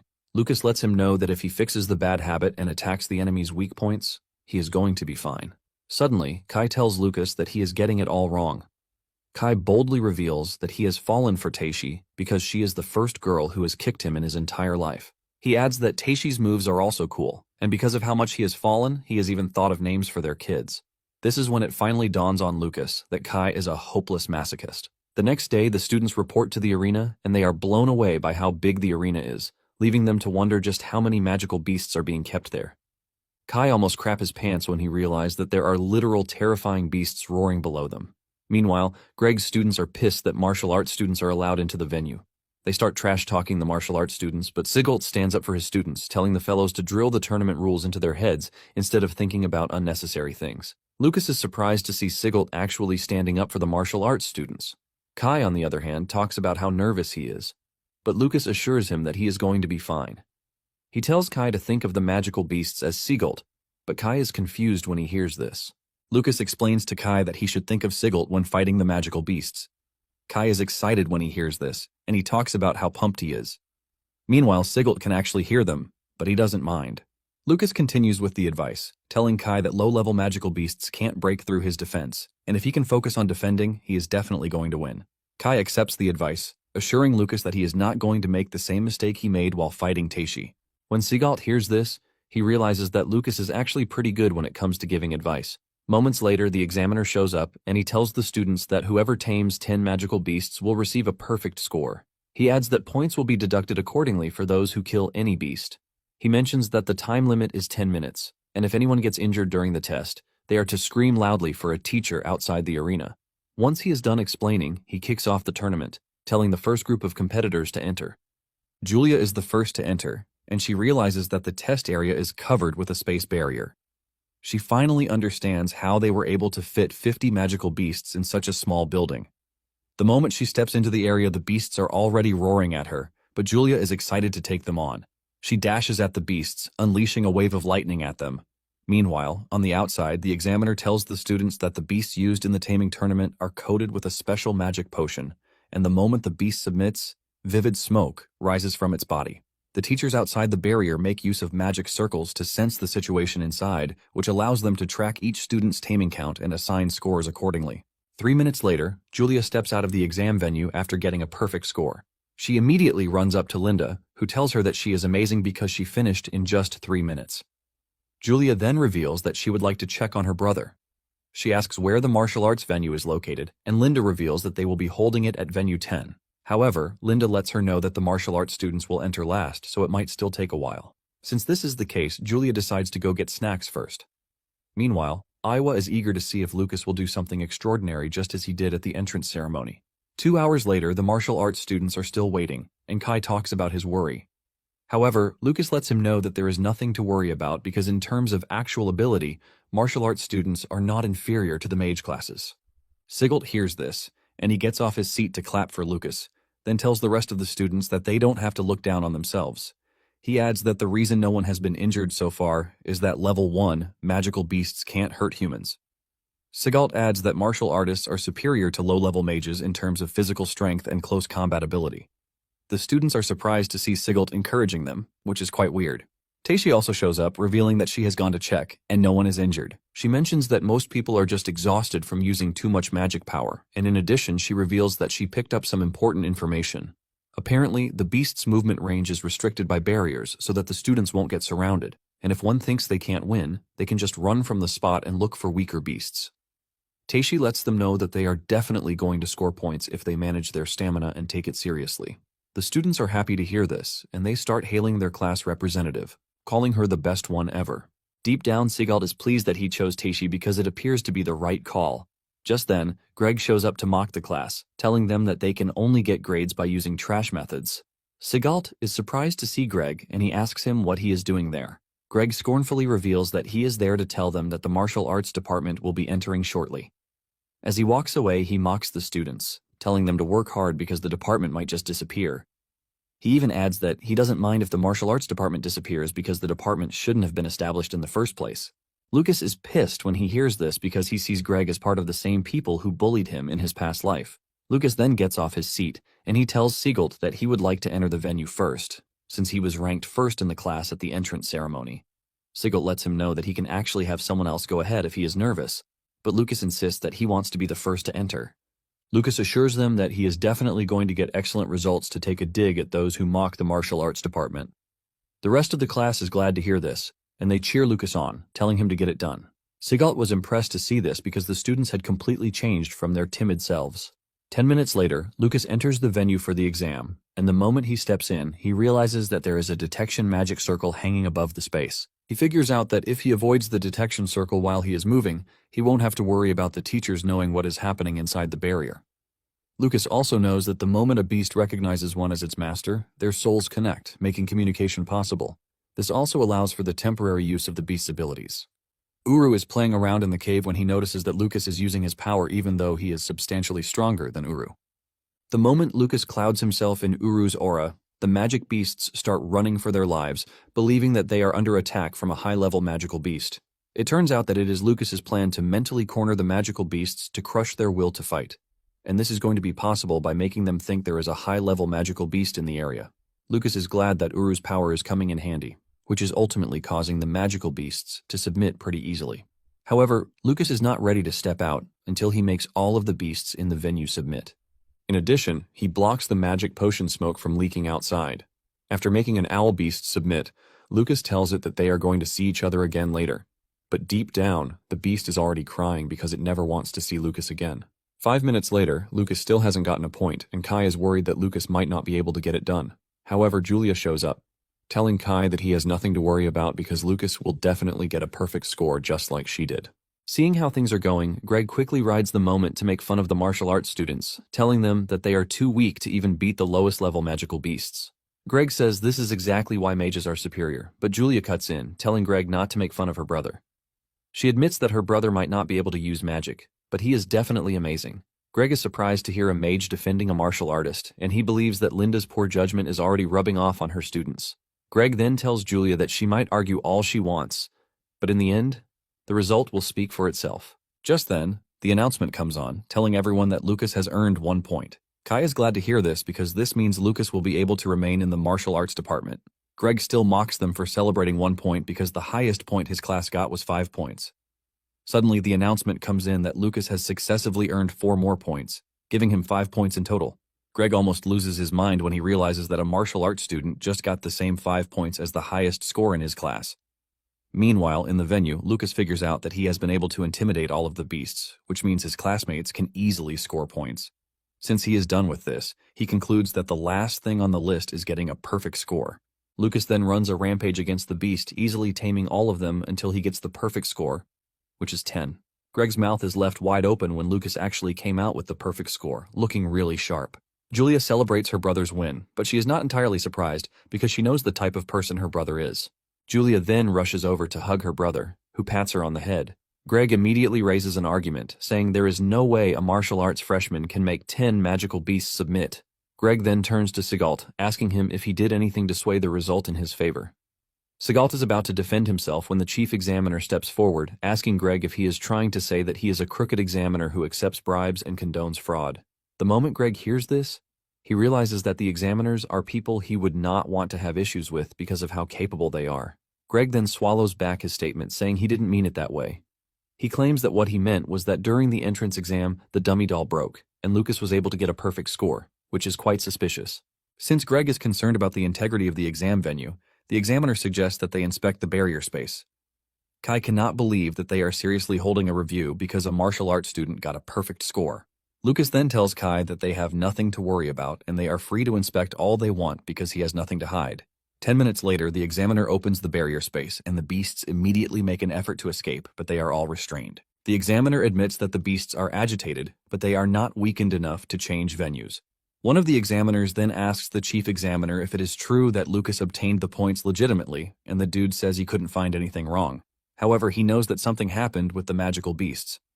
Since there is nothing to see, the examiner suggests that they continue the tournament, while the 10 beasts that were defeated by Lucas are put under inspection. The examiner then announces that the exam continues. Lucas is disappointed that they didn't find anything wrong, but this was still not enough for them to believe in his capabilities.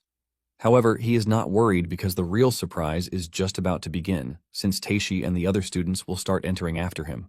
Taishi excitedly rushes into the venue with the determination that she can't lose to Lucas.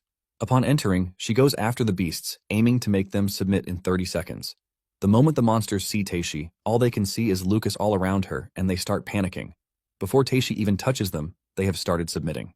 Taishi cannot believe that a level 3 Dark Wolf submitted to her easily when she hasn't even landed a hit. Taishi wonders if it is a coincidence or if it is a sign that martial arts students aren't that weak, contrary to what people believe. Taishi then goes after the beasts, forcing them to submit, and in no time, she also gets the perfect score of 10 points.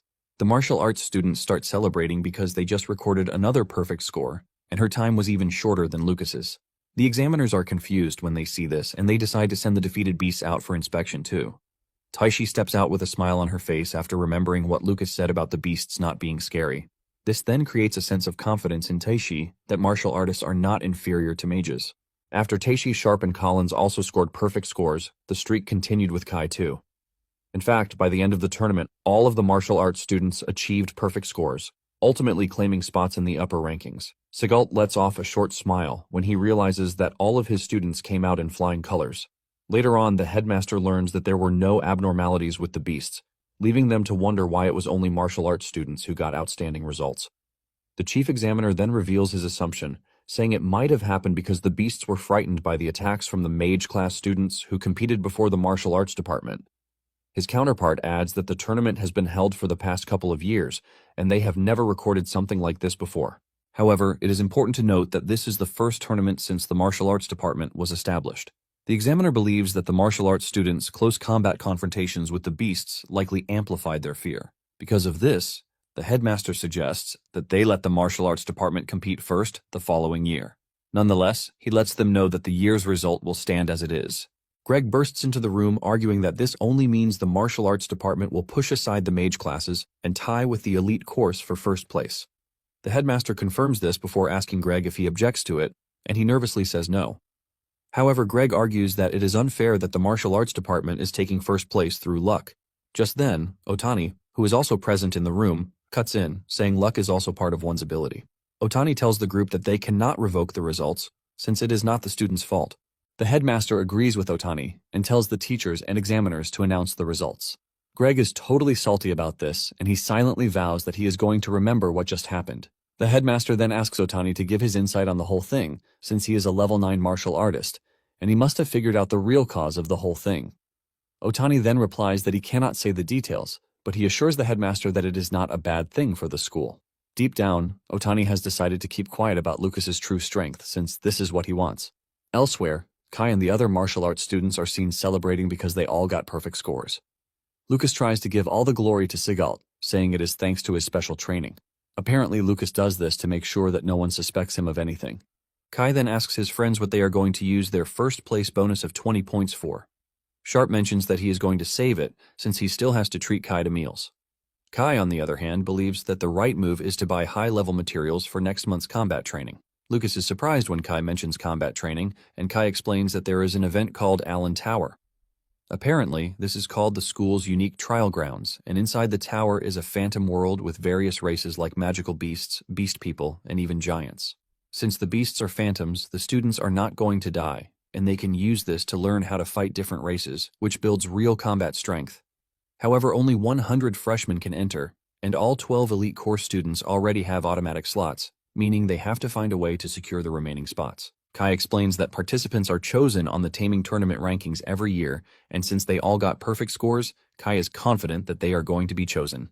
Just then, Sharp and Collins get up, claiming that they are going to the materials shop to buy training equipment. When Lucas sees this, he realizes that the martial artists are vying to actually get stronger. This makes him even happier that he helped everyone get perfect scores in the tournament. Kai then grabs Lucas, suggesting that they go to the materials shop, but Lucas says no, revealing the pendant given to him by Seagal. The pendant looks like a beast's tooth, and Lucas says he wants to examine it. Apparently, it is the only thing that was given to the first 3 who got perfect scores in the tournament. Kai teases Lucas, saying, "If the order had been different, the pendant would have belonged to Teishi," and Lucas smiles, saying his luck is pretty strong. Kai then tells Lucas that he is heading to the materials shop to catch up with the others. Meanwhile, the mage department has found out that everyone in the martial arts department scored, and this pisses them off, especially those in Greg's class. One of the students, Lila, talks about their dream to stay at the top for 3 consecutive years and become the top class after the elite course. Lila is extremely mad because her dad has put in so much effort over the past 10 years. Another student shows up, totally pissed because the martial arts students have taken the spots for the Allen Tower event. One of the students tries to pacify his guys, reminding them that the martial arts students didn't cheat, but the dude claims that the martial arts department bribed the examiners. The moment he says this, he is able to sway everyone's opinion to the fact that this is possible. They remember that Kai is in the department, and since his family is filthy rich, they could have easily bribed the teachers. Another student with glasses, Andrew, mentions that he just saw Sharp and Collins moments ago. He mentions that the two have bought the last training equipment at the school materials shop. He then tells his comrades that by the time the department is given their 20-point bonus, they are going to start stealing all the precious materials that are supposed to belong to them. Just then, Lila tells her comrades that martial artists' meridians are more fragile than glass. She suggests that they mess with them, and moments later, the trio corners Sharp and Collins. Sharp is the first to go down, and when Collins sees the injury on his back, he realizes that he has been poisoned, which will require immediate treatment. Collins then tells the trio that he is ready to hand over all of their points, but Lila knocks him down with a poison shot, saying they are not there for points. Collins then asks her why she is attacking them, and Lila reveals that she has a simple demand, which is for the two to crawl back to the martial arts department the way they are. Lila wants them to tell the whole class that their lives are worth less than weak insects. Hours later, Lucas and Kai are stuck looking for Sharp and Collins. They walk around the yard calling their names. Lucas is seriously worried, but Kai believes that the two are only running late. However, Lucas lets him know that the situation is pretty different, because this is the first time he has ever smelled such strong blood on the road they are taking.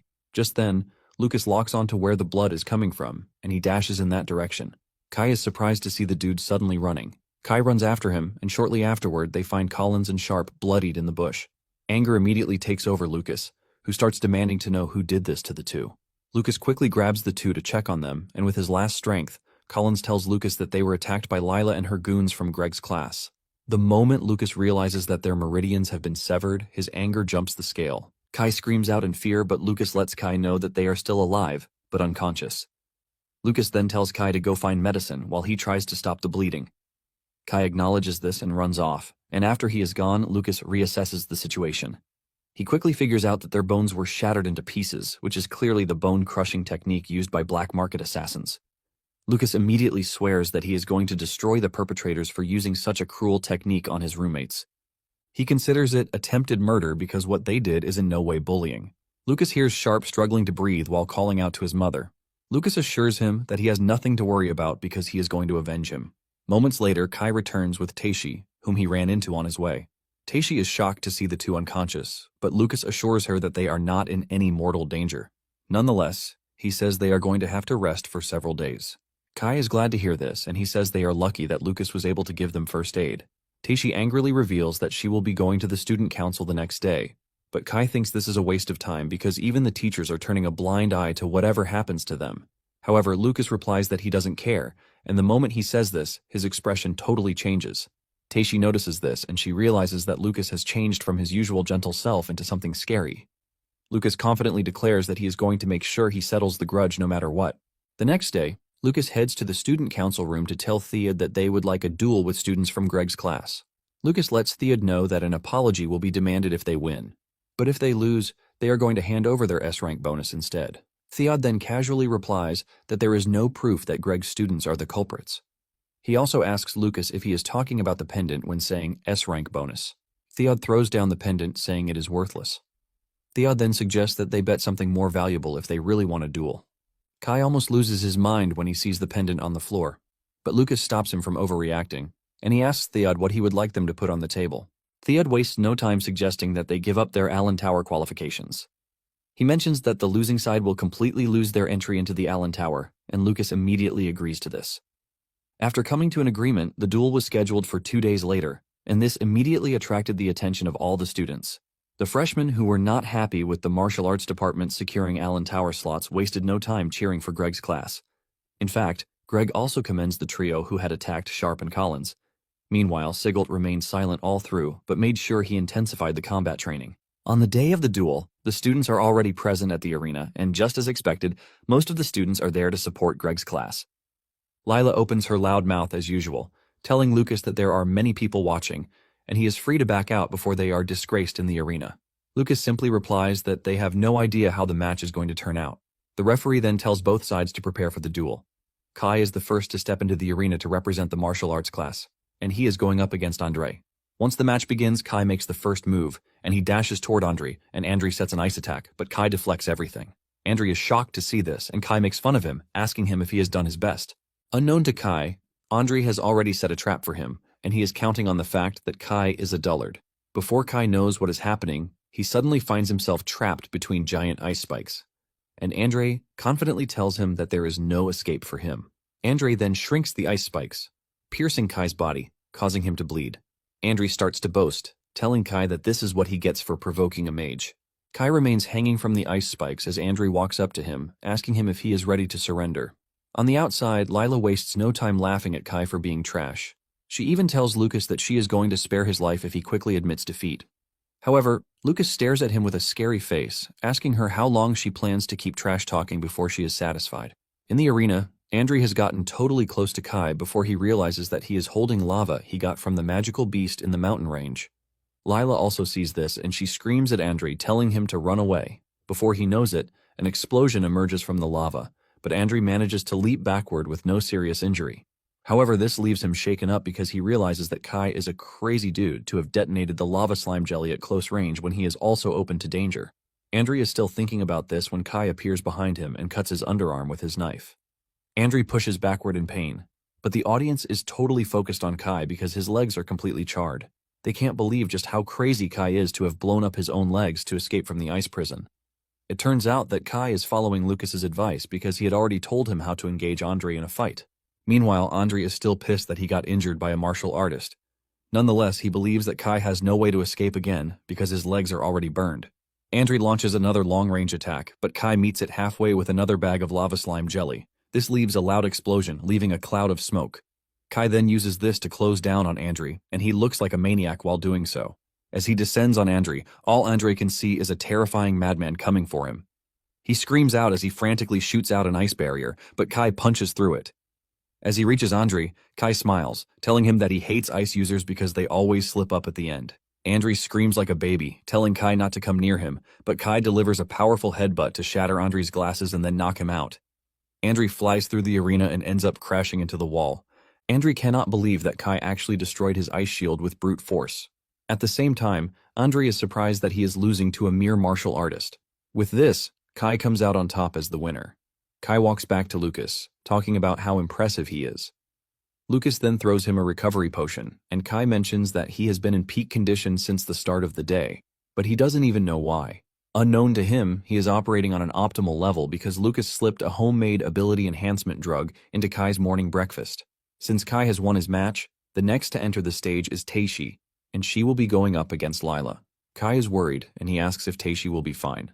Lucas assures him that he has nothing to worry about because as long as it is Teishi, she will be fine. In the arena, Lila believes that Andri lost because he was holding back against Kai, since he is from the Taroi family. This only makes Teishi angry because she can't believe that no one is ready to accept the fact that Kai won through skill. Teishi is thinking about this when Lila hurls a surprise attack at her. Teishi manages to dodge the attack, but she knows for sure that she would have been torn to shreds if she had been hit. Lila then starts talking about how martial artists care about moral principles, but she lets Teishi know that mages only care about results.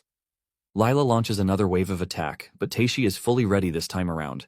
She easily breaks through everything Lila throws at her and closes down on her at full speed. Teishi hits Lila on the face, shocking her. She can't believe just how fast Teishi is, even though she is just level 1. Before Lila knows it, Teishi has grabbed her hand, while she is ready to school her on principles. Teishi squeezes her arm while telling her that martial arts value human life compared to trash mages. Before Lila knows what is happening, Teishi has delivered several fast blows to her body, and she is making sure to target the meridians. By the time Teishi is done with her, everyone is left stunned. Lucas is impressed, and he is glad that he wasn't disappointed by Teishi. Lila ends up passing out in the arena, and the second victory also goes to the martial arts department. It turns out that Lila even had poison needles with her, but Teishi never gave her the chance to use them. Apparently, Theod was the one who permitted it, and when Mina hears about it, she is pissed. But Theod downplays this, saying nothing bad actually happened. The whole arena is already in chaos, as no one expected the martial artist to be dominating. Even the third student who wants to go up against Lucas is worried because they are the ones getting humiliated. Nonetheless, he thinks he has a chance because of the dangerous technique he knows. Moments later, the third match begins, and Lucas's opponent dashes toward him at great speed. Apparently, he is trained in physical techniques, which is why he believes that he has a chance. In fact, he is confident that Lucas will not be able to track him down because of how fast he is. Teishi notices that Lucas is not moving, which means he is focusing on defense instead of recklessly attacking. Even though Lucas is not going to show his true abilities, he decides to see what his opponent has under the hood. Lucas shocks the dude by suddenly appearing in front of him with a punch aimed straight for his head. Lucas intentionally misses, allowing his opponent to leap backward. The dude then throws his knife into the distance. Fear creeps through the dude's body when he senses the scary aura coming from Lucas's body. However, the dude already has a plan cooked out. He activates his secret plan and recalls the knife he previously threw into the distance, and as it returns, it cuts Lucas on the neck, but Lucas doesn't even budge. The dude starts boasting about his bone-crushing technique, saying no one can withstand it. He goes after Lucas again because he sees that he is not moving, while boasting that he is going to shatter every bone in his body. Just as he gets close to Lucas, Lucas suddenly moves to the side, telling him that he is not going to go unscathed. The dude is shocked that his technique didn't work and Lucas can still move. Meanwhile, Kai is worried that Lucas is still struggling, and he believes that something is wrong. Lucas's opponent then creeps up behind him, believing that he holds all the cards. Just as he is about to push his knife into Lucas's neck to finish him, Lucas grabs his arm, telling him that he has had enough, and it is finally his turn. Lucas then smashes the ground with one leg, releasing a cloud of dust to cover them. The dude gets scared when he sees the amount of force Lucas is able to generate with just one leg. With the dude in Lucas's range and the dust obstructing external vision, Lucas lets him know that he no longer has to worry about anyone seeing what is about to happen. The dude still thinks he has a chance, but Lucas slams him into the ground and stabs his hand with his own dagger. The dude screams out in pain, and Lucas asks him how he feels now that he is getting stabbed by the same weapon he used against Collins and Sharp. Lucas then continues punching him around like he is a toy, and it soon dawns on the dude that he can't use magic, which means Lucas's last attack severed his magical meridians. Realizing that he is going to get beaten to death, the dude quickly begs for his life, telling Lucas to stop. At this point, the dust has cleared off, and Lucas has no choice but to let him go. However, Greg cannot believe that the dude is conceding defeat because he thinks he can still defeat Lucas with his abilities. Sigelt is disappointed in Greg because he can't even see through the injuries that his student has sustained. Nonetheless, Sigelt is worried that the whole thing might become trouble for the department. With Lucas winning, the martial arts department wins the 3 matches, and the martial arts students start celebrating. Lucas is walking back to his friends when the dude suddenly attacks him from behind, aiming to push his knife into his neck. However, Lucas vanishes right before his very eyes and appears right behind him. Lucas then hits the dude on the neck with a special technique, and the moment Lucas does this, the dude realizes that something is leaving his body. The dude crashes to the ground, losing consciousness while wondering what Lucas just did to him. Lucas stands above him, asking him if he didn't know that he could also be counterattacked by the same technique. When Iwa sees what happened, she freezes in fear, and Julia notices this. She then asks her what the issue is. Apparently, Iwa recognizes the technique that Lucas just used as the Meridian Severance technique, which is an advanced technique from the ancient texts.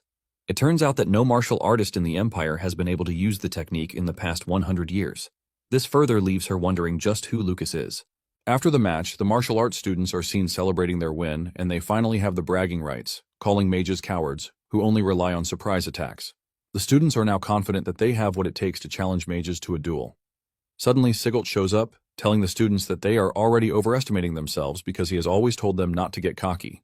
One of the students argues that they also won the taming tournament. Sigelt then tells the students that the department was only able to win because the magical beasts were under intense stress from prolonged attacks. Sigelt concludes that what they had was luck.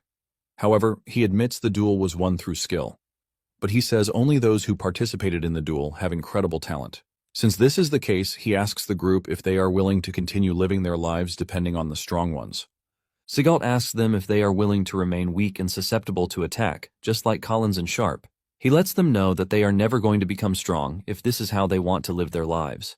As he walks away, Sigelt tells them that it would be better for them to quit immediately if that is how they want to live their life. Sigelt's words sink deep into the students, and as they all vow that they are going to get stronger to prove themselves. Lucas cannot argue against this because he knows that the teacher is right. It is good for them to have confidence as a martial artist, but at the same time, having confidence without training is no way to improve. Sigelt then runs into Linda, who commends him, saying he is starting to act like a proper homeroom teacher. Sigelt then says he is only doing this to prevent the kids from ending up the way he did. Sigelt asks Linda what she wants, and she shows him an envelope containing the details of what happened to Lucas's opponent. Apparently, his meridians have burst like a spiderweb pattern, which is similar to the ancient forbidden technique, Meridian Crusher. The dude is seen in the infirmary writhing in pain because he has lost all access to magic. The dude's father soon comes to the school, raging about how his son can never use magic again. He demands severe punishment for the perpetrators by disbanding the martial arts class. Just then, Sigel enters the room, telling the man that he is right to demand punishment against the perpetrators because the magic Lila and her goons used during the duel perfectly matches the one used on Sharp and Collins. Sigelt says this basically makes it clear that Lila and her friends are the culprits who severely injured his students. Sigelt then tells the headmaster to punish Greg and his students because they are the perpetrators in this situation. Greg is surprised that Sigelt is bringing up the issue at the weirdest possible time. Greg cuts in, telling Sigelt not to change the subject, saying they are currently discussing who is responsible for his student Break being hit with the forbidden technique. Sigelt then replies that it hasn't been confirmed to be the forbidden technique yet, since Meridian Crusher isn't something a rookie martial artist could possibly wield. The son's father secretly agrees with Sigelt because he believes that there is no way an incompetent person like Lucas, who was rejected by the gods, could control an ancient forbidden technique. Greg then argues that an advanced martial artist can actually wield the technique. And looking back at the whole thing, Greg says the only advanced martial artist at the arena was Sigelt. This immediately sparks the tension between the two, and Sigelt walks up to Greg, telling him that if he could actually use the forbidden technique, he would have used it on him a long time ago. The headmaster then asks Sigelt to explain Brake's current condition, and Sigelt says there is a possibility that karma caught up to him. Apparently Sigelt had asked Lucas about the whole thing, and Lucas maintained the fact that he didn't use a forbidden technique. Lucas then shared his own theory about the whole thing. Lucas says Brake had paid huge sums of money to learn methods of tormenting people from black market assassins. And because of this, he was famous in these circles as a problem noble child. Lucas then says a certain powerhouse from the underworld must have been scared that information from the underworld is at risk of leaking, which is why they took advantage of the duel to make a move. After sharing the theory with the headmaster, he also kind of believes it, but Brake's father is pissed that the whole situation is about to be swept away because of a rumor. Greg also claims that it is a hypothesis, and Sigelt agrees, but lets them know that it is more credible than saying a beginner martial artist used an ancient forbidden technique. Nonetheless, Sigelt says the possibility that someone capable of wielding such a technique was present. Sigelt then tells Greg that he might find himself in a bad spot if he ends up earning this person's resentment. Sigelt reminds Greg that the Meridian Crusher technique is a terrifying one that can instantly destroy even the most talented mage. Later on, Otani visits the library to check out books in a certain section, and just as expected, he realizes that the book containing the forbidden technique was recently used. In fact, the hand shape that Lucas used on Brake was the same as displayed in the book. Meanwhile, at the hot springs located in the mountain range, Lucas is carrying out a treatment procedure for Collins and Sharp. The two scream in pain as all the muscle fibers that have been lost in their bodies start to regrow. Lucas knows that they are in pain, but he can only wish they bear the pain a little longer because martial artists can use healing techniques just like mages. Days later, Holt and Catherine arrive in Dacktown, and Holt excitedly tells Catherine that they are going to see their children soon enough. However, they make their way to the Miranda estate first, and Catherine looks absolutely worried as she stands at the entrance. Holt asks her if she is fine, and she assures her husband that she is, but only remembers something about the past. Moments later, Catherine's younger brother, Cyan, rides out to meet them, and Catherine sheds tears because she has not seen her brother in a long while. 10 years ago, the Beastfold tribes launched a massive assault on the Empire's borders, and frequent wars broke out there.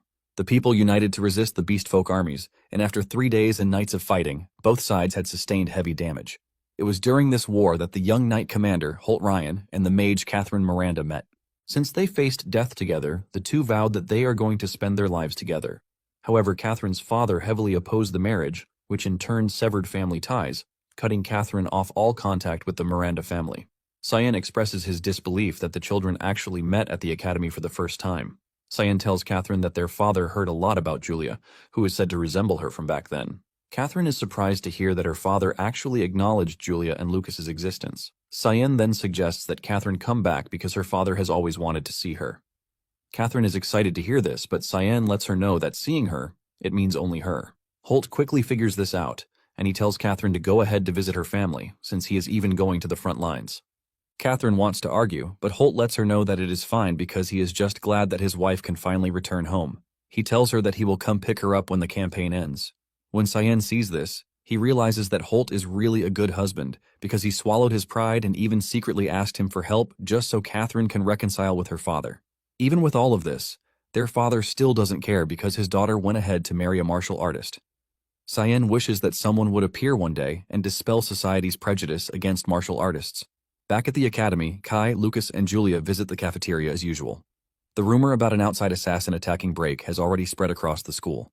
Moments later, Kai leaves to deliver food to Collins and Sharp, leaving Julia with Lucas. Lucas soon notices Julia's new hairpin, and she reveals that it was Iwa who gave it to her, saying it is a gift from the Miranda family. Lucas is pleased to hear this, and he also figures out that the Miranda family is trying to get close to Julia since she is a genius mage. Lucas then urges Julia to get along well with Iwa for their mother's sake. Just then, Julia says she has to write to her mother to inform her that she is the class representative. She is in the middle of this when Mina shows up, and she congratulates her on her new position, saying she is definitely going to become the pillar of the school in the future. Suddenly, Iwa gets up from her seat, and she angrily walks out of the cafeteria.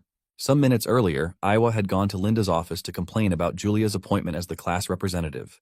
Linda calmly explained to her that Julia surpasses her in every other aspect, which is why she believes that Julia is more suitable as class representative. Linda urged Iwa to understand the decision, but it appears that Iwa cannot accept the fact that she just lost to Julia again. She is determined to prove that the teacher only chose Julia because she likes her. As she walks out of the cafeteria, Julia can see that she is angry, and she hasn't been eating properly either. Mina then asks Julia if she is close with Iwa, and Julia says yes, since she is her roommate. Julia mentions that Iwa's mental magic is amazing because she saw it for the first time. Mina admits that mental magic is rare, but before she continues her conversation, she activates a mute magic circle to prevent anyone else from hearing them. Mina then says mental magic users are a bit of a problem when they are smart because they are always hard to handle. Mina then tries to get into the conversation by talking about her wind magic, but Lucas can see through her, and he suggests that she get down to why she is there. Mina immediately figures out that Lucas is on her guard, but she believes she can have her way with Julia as long as Julia adores her. Mina admits that Lucas is perceptive, and she replies that she is going to be direct. She asks the two if they know about the dangerous place called the Magical Beast Mountain Range behind the school. She mentions that there's been a sort of ecological anomaly in the forest.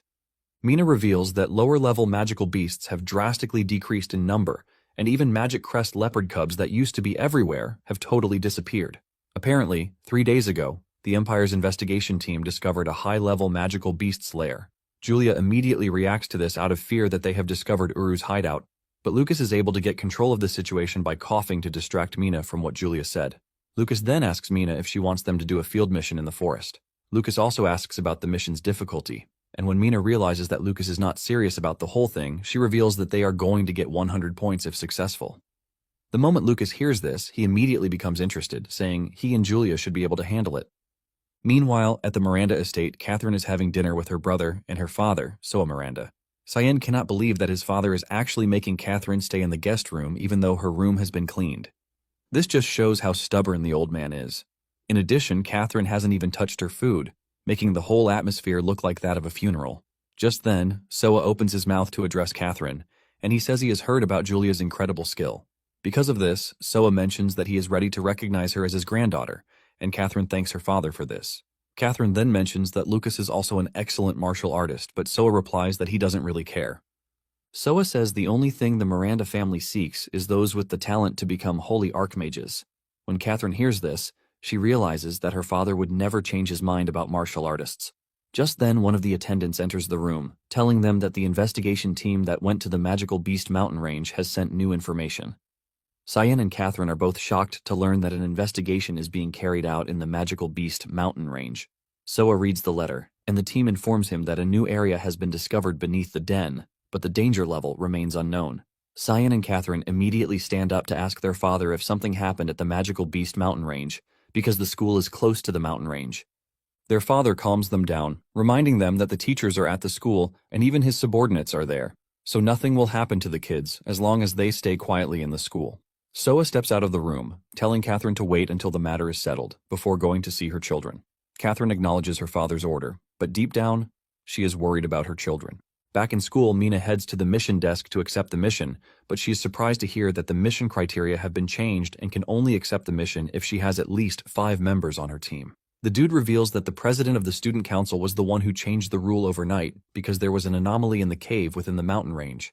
When Mina hears this, she realizes that Theod must have changed the conditions because he believes that Mina would fail to gather 5 people.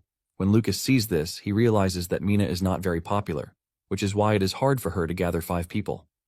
It then dawns on him that this is the reason she has been cozying up to Julia since the entrance exam. Mina walks back to the two, telling them that they might have to abandon the mission, but Lucas tells her to leave recruiting to him and Julia. Mina thanks them for the help, and deep down she is already feeling bad that she is using them as pawns. Just as expected, Lucas recruits Kai to the team, and he excitedly accepts. Kai is even more excited to join because his parents just bought him some advanced equipment, and he is eager to try them out. Julia also goes ahead to recruit Maya, and when Mina sees the team, she can't believe that she is about to roll out with freshmen. Lucas then subtly asks Julia why she called Maya instead of Iwa. Julia sadly replies that Iwa is not ready to listen to her. Even though the team looks totally inexperienced, Mina is relying on her strength and that of Julia for the mission's success. She then suggests that they leave immediately because even with acceleration magic, it is going to take them half a day to get to the magical beast's den, which means they have to hurry. Some hours later, they arrive at their destination, and they can see the Empire's survey team flag on the outside, which shows that they are currently investigating the cave. Lucas, on the other hand, is glad that they didn't find Uru's cave, but suddenly, a monster appears above them. Before Lucas can make a move, Mina swings in, cutting down the monster with her wind magic. They are about to relax when another appears behind Mina, charging towards her. However, Kai jumps in to block the incoming attack with his shield. Kai then tells Mina to leave the close combat to him and Lucas. Lucas also swings into action and takes down a few monsters, telling Kai not to take all the praise. Kai immediately considers it a competition, as he asks Lucas if he can keep up with his speed. At the same time, Maya creates a water barrier, assuring the team that they can leave support to her. Mina is pleased to see that everyone is coordinating, which is exactly what she wants. Since Julia has been staying back, Mina tells her to have a go at the monster. Julia then cooks up a powerful barrier magic made from lightning, and it roasts all of the monsters flying toward them. Kai is totally blown away by how powerful Julia's magic is. Even Mina subtly says something, but when Julia asks her what she said, she claims that it was nothing. It turns out that Mina is already realizing that she underestimated Lucas and the rest of the team because they are actually up to the task. After clearing out the monsters, Maya takes her time to heal the team, and Kai, being Kai, starts glazing him, calling her a goddess. Maya blushes at this, but urges Kai not to exaggerate the whole thing. However, she would have basically lost her mind if Lucas were the one who called her a goddess. She soon gets the thought out of her head because it would be better for Lucas not to get injured in the first place.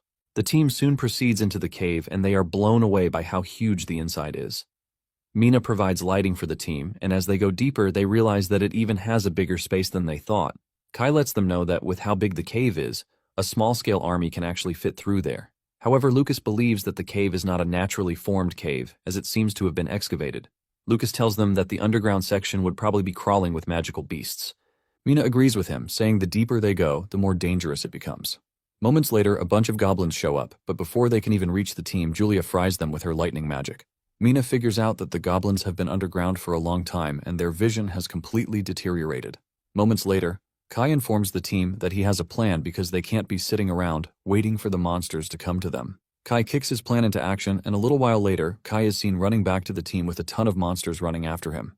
By doing this, Julia and Mina are able to set a trap for the monsters, and they easily wipe them out. Maya is blown away when she sees this, and Lucas agrees that the method is pretty efficient. He wonders if Kai is making use of the area of effect attacks that are common in games back on Earth, leaving him to think of the possibility that Kai is also a reincarnator. Basically, Kai lures the enemies to one spot, and the two overpowered ladies take care of them at once. Kai lets the team know that the technique is only possible because he is wearing advanced equipment. Kai makes fun of Lucas, saying he is already taking all the glory from him, but deep down, Lucas doesn't care about attention. However, thanks to Kai's suggestion, the team moved steadily, defeating magical beasts on the way, and they gradually approached the center of the dungeon. They even walk past a section that contains treasures. Moments later, the girls stand back to take a break, but Kai is enjoying the hunt so well that he just runs off so he can lure more enemies to them. Moments later, Kai returns with a bunch of monsters, but to his surprise, the team is no longer where he left them. Unknown to him, they have hidden themselves in an opening since Kai is not ready to give them a break. Kai is forced to run toward the entrance of the cave with the monsters chasing him. Lucas sarcastically says they have to sacrifice him since it's his own fault, and Julia says a prayer for the afterlife. Instead of following the sarcasm trend, Maya decides to be the fun guy at parties, saying she is going to save Kai no matter what. The others cannot believe that Maya is taking the whole thing seriously. Suddenly they hear a loud scream, and Maya believes that it is Kai. But Lucas lets them know that it came from the center of the cave. Lucas is confident that the survey team has found the dungeon boss. Mina suggests that they go check it out, but Lucas can smell blood in the thickest form coming from the center of the dungeon. Mina then gives the girls recovery potions to use, and in no time, they start moving again. Mina tells them that their strength might not even be needed because the survey team is enough to take care of the danger. Not long after this, they run into a horrific scene where the entire survey team has died. Fear grips Mina, and she tells the team that they have to retreat immediately. Suddenly, a scary minotaur appears out of nowhere, holding the survey team leader in its right hand and a giant axe in the other hand. The minotaur appears close to Mina, and she freezes in fear since she wasn't expecting a disaster-class monster to be in the cave. Mina watches as the minotaur makes a move to crush her, but Lucas is already rushing toward her. Lucas knows fully well that something is up because such a dreadful monster shouldn't be around the cave. Lucas then pushes Mina out of the way, ready to take the full force of the minotaur's blow, but suddenly, the axe gets stopped by a wall of ice. Julia rushes toward her brother, asking him if he is fine, while asking who cast the ice shield. Lucas then tells the team that the person who cast the shield is the dude getting crushed in the Minotaur's hand. The Minotaur is pissed that the dude got in its way. The team is also impressed that even though the dude is suffering from fatal wounds, he still endeavored to save them. The soldier then urges the kids to run and call for help from the Imperial army because the ancient seal that was in the cave has been broken. Pissed, the Minotaur squeezes hard on the guy's body, causing him to scream before passing out. The Minotaur threatens to wipe them all out, but just as it seems that all hope is lost, the dude regains consciousness again, and he unleashes a massive ice wall to trap himself and the Minotaur. He then screams at the kids to run away and report what is happening in the cave. Lucas is gutted that he couldn't save him, but he promises to come back and avenge him. The team then starts running away, but as the dude dies, his ice trap weakens, and the Minotaur breaks free. Annoyed, the Minotaur prepares to consume the soldier for getting in his way. However, Julia stops this by hitting the Minotaur with a powerful lightning strike, while telling the Minotaur that the dude is a great warrior, not an insect it can treat however it wants. Mina then grabs the falling soldier with her wind magic and they dash toward the exit. Lucas decides to stay back, telling the team that he is going to hold off the monster. However, Mina doesn't think Lucas can do it because the Minotaur is a disaster-class beast. Lucas knows it won't be easy, and while they are still trying to escape, the Minotaur catches up. It hits the roof of the cave, causing massive destruction. Lucas turns around to fight, but Mina jumps in, saying it is her duty to protect everyone as the vice president.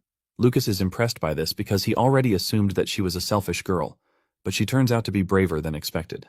Julia also stays back, saying she can't leave her brother and Mina behind. Maya then reveals that she already sent a message spell to Kai, who is at the cave entrance to call for help. Since she's done this, she believes that it would be better if they all fight together. As they prepare to take on the Minotaur, Mina says they might not even be able to beat the Minotaur if they all work together, but Lucas urges them to believe. Lucas is the first to dash toward the monster with his chi-infused fist, saying there is no way they are losing to the monster. The Minotaur angrily swings at Lucas too, leaving a large hole in the ground, but Lucas easily dodges the strike. Lucas then goes after the Minotaur, delivering another powerful blow to its body, and Mina tells him to keep up the pressure so she can attack while it's distracted. The Minotaur is pissed that Lucas is giving it a big problem, but unknown to it, Julia has been cooking up a powerful strike. By the time she is done, she suddenly appears from above, with a warning to the Minotaur to stop bullying her brother. She hits the Minotaur with the big lightning, ultimately causing it so much that it screams out loudly. Lucas also uses the opportunity to punch the Minotaur in the weak points to keep its movement locked. With the Minotaur trapped, Julia hits it with a powerful spell, the Thunder Arrow Bell. Mina also joins her by hitting the Minotaur with a powerful spell, Wind Cutter. With the two combining their powerful attacks, the Minotaur coughs up blood and crashes to the ground. However, it lets them know that it is going to kill them once its legs heal. Maya then tells the Minotaur that she is not going to let this happen, and she hits the Minotaur with a water blast. Surprisingly, the Minotaur's legs have healed, and it makes fun of them, saying a little water doesn't hurt. The Minotaur gets even more aggressive, threatening to eat all of them, but Julia appears above, telling the monster that it will soon find out what happens when a body is soaked in water before getting shocked. Julia assures the monster that it is going to pay for killing the soldiers, and she hits the Minotaur with a powerful lightning strike. Thanks to the water, the lightning courses through the Minotaur's body, penetrating every nook and cranny of its body. Lucas is impressed when he realizes what his sister and Maya just did. With how powerful the attack is, the Minotaur cannot tank it, and it crashes to the ground, totally unresponsive. Lucas then jumps on the Minotaur, preparing to deliver the finishing blow. Suddenly, the Minotaur unleashes a massive dark aura from its body, forcing Lucas to leap backwards, while everyone watches in horror. Before they know it, the Minotaur is back on its feet, and it looks more dangerous than it was minutes ago. At the entrance of the cave, Kai senses the immense pressure coming from the cave, and this is when he realizes that the situation is critical. He quickly rushes off to call for help, while hoping his team members hang tight. As the Minotaur comes back to life, the demon insignia appears on its chest, releasing a massive shockwave. By the time it is done healing, the Minotaur looks like a scary demon, and Lucas realizes that things have gotten serious because his ears are bleeding just from the monster's shockwave. Lucas turns around to check on the girls, hoping that they are fine. To his dismay, Mina just used the last of her strength to shield the others. But even this wasn't enough as they had all been gravely injured. Mina loses the rest of her strength, and she immediately passes out.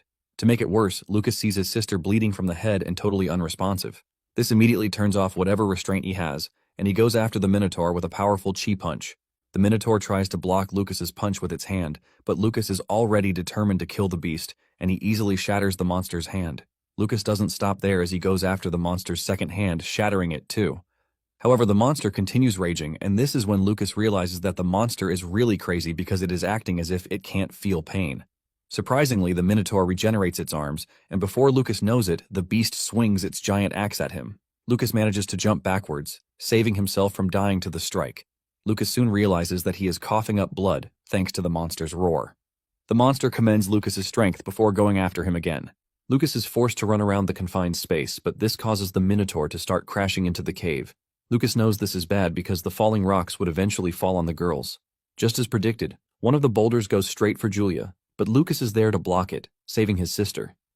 The Minotaur then lets off another resounding roar that bounces off the rock wall, causing it to be more intense. Lucas tries to block the roar, but it is so intense that it crushes his insides. Lucas coughs up blood, causing him to be temporarily immobile, giving the Minotaur the chance to come after him with the intention of striking him down. However, the Minotaur's axe gets blocked by Lucas's strong defense, and he punches the Minotaur back, telling it that it can only say he is finished after he's made sure that it has beaten him. The punch from Lucas rids the Minotaur of its axe, and Lucas grabs it, dashing toward the beast with it. Lucas lets the Minotaur know that it will never get to lay hands on his comrades as long as he is alive. Lucas slashes the Minotaur's head with the axe, causing it to scream out in pain, but Lucas doesn't stop there as he continues to deliver vertical blows to the beast's body. Lucas cuts him so badly that he leaps behind it after he is done cutting him from the front. The axe soon gets broken, but Lucas doesn't stop there as he continues punching the beast in the hardest way. The Minotaur manages to grab him at some point, but before it can even crush him, Lucas breaks free with a dangerous technique that crushes the Minotaur's hand. At this point, all the veins in Lucas's body have turned dark, and he is looking like he has lost whatever control he has left of himself. Even though the Minotaur looks really dangerous, Lucas looks more dangerous as it dashes toward it with a punch. The Minotaur never learns, and it tries to block Lucas's strike, but Lucas breaks through as usual. Lucas continues the attack with a kick to the chest that destroys half its body mass. While delivering several blows to the monster's body, Lucas lets it know that he is definitely going to kill it. At this point, Lucas has lost every sense of humanity and control. The only thing he is thinking of is the monster in front of him and how to ultimately kill it. Before the beast knows what is happening, its upper body has been severed from its body, leaving it to wonder what just happened. The beast crashes to the ground, but Lucas is not about to pull back as he continues to tear it apart. The scream from the beast's pain soon wakes Julia and Maya, who are surprised that they are still alive. Julia looks around for her brother, only to see him stomping on what appears to be a dead Minotaur, and he looks like a complete beast while doing so. Julia is horrified when she realizes that her brother is losing himself, and she gets more proof of this when Lucas lets off a huge scream. It turns out that the insignia on the monster's chest is already feeding Lucas's anger, causing him to lose control. A moment later, a powerful demon emerges in the Hall of Wrath and it screams out in anger that it is back in such a filthy world. Apparently, the beast is Valsaba, the demon lord of controlled wrath, and it is pissed that the martial god previously defeated him. The demon lady, whose name turns out to be Gelsida, the demon lord above, also shows up in the Hall of Wrath. Gelsida is impressed that Valsaba finally awakened, and this is because of the key that they chose. Valsaba heads to his throne, and he asks Gelsida if Lucas really has the potential, but Gelsida doesn't give a definite answer. Valsaba then points out the fact that Lucas is trying to break free of Gelsida's restraints. Back in the cave, Lucas had almost lost himself to rage while punching the Minotaur to death. Julia quickly grabs him, begging him to wake up. Maya also hurls a calming spell at Lucas, but this doesn't work. Instead, Lucas prepares to launch a powerful attack, and Maya screams at Julia to get away because Lucas is about to land a full-power punch. As she is pulled away, she screams out, calling her big brother. Julia's scream and tears are enough to break through Lucas's anger. Julia and Maya watch in fear, waiting for what will happen. Fortunately, Lucas breaks through the demon insignia on his back, and he returns to his senses. The first thing he does is to apologize to Julia, and he urges her to step back a bit. Julia does as told, and Lucas takes a breath before activating a purifying technique that cleanses him of whatever has gotten hold of him. The amount of energy that emanated from his body also cleared out the remains of the Minotaur.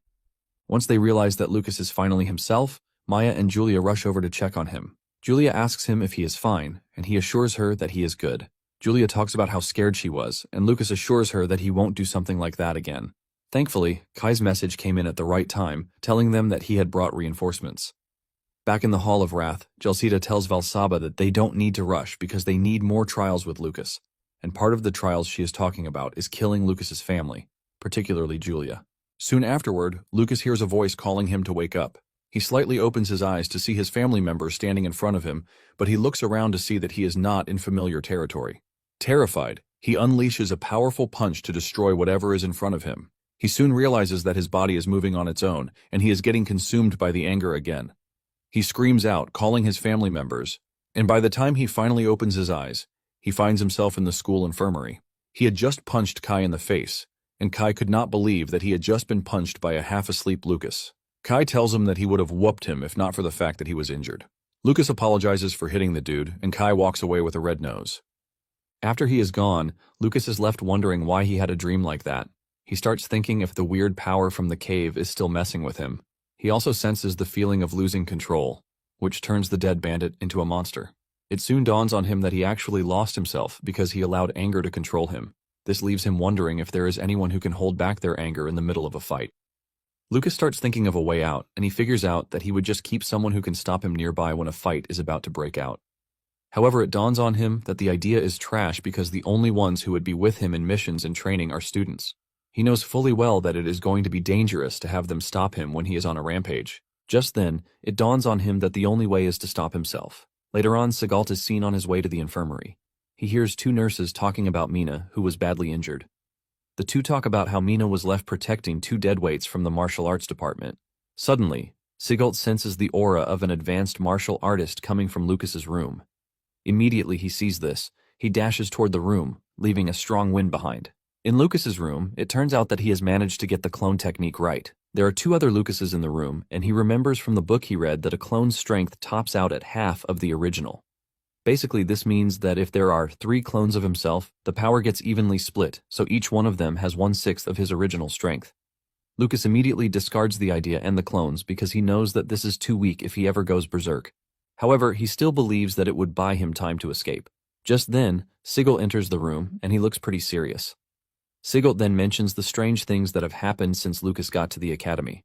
After listing them out, Sigalt comes out bluntly, asking Lucas what he is and why he came to the academy. Lucas takes a minute before nervously answering Sigalt, telling him that he has no idea what he is talking about.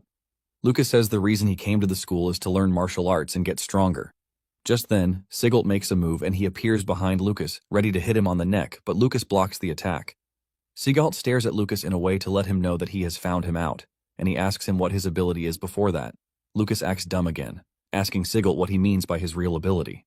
Deep down, Lucas knows that Sigalt is not a joke, and it would be nice if he had someone capable like him watching over him, but at the same time, Lucas is hesitant. Before Sigalt can do anything else or ask any more questions, Catherine shows up at the door asking Sigalt who he is. It suddenly dawns on Sigalt that it is the day off, and the parents are allowed to freely enter the campus. With a stern voice, Catherine tells Sigalt to step away from her son. Julia is with Catherine also, and she asks Lucas who the man is. Lucas quickly takes control of the situation, revealing that Sigalt is his homeroom teacher for the martial arts department. Lucas tells them that Sigalt was only giving him some coaching, saying one shouldn't take on a powerful enemy head-on.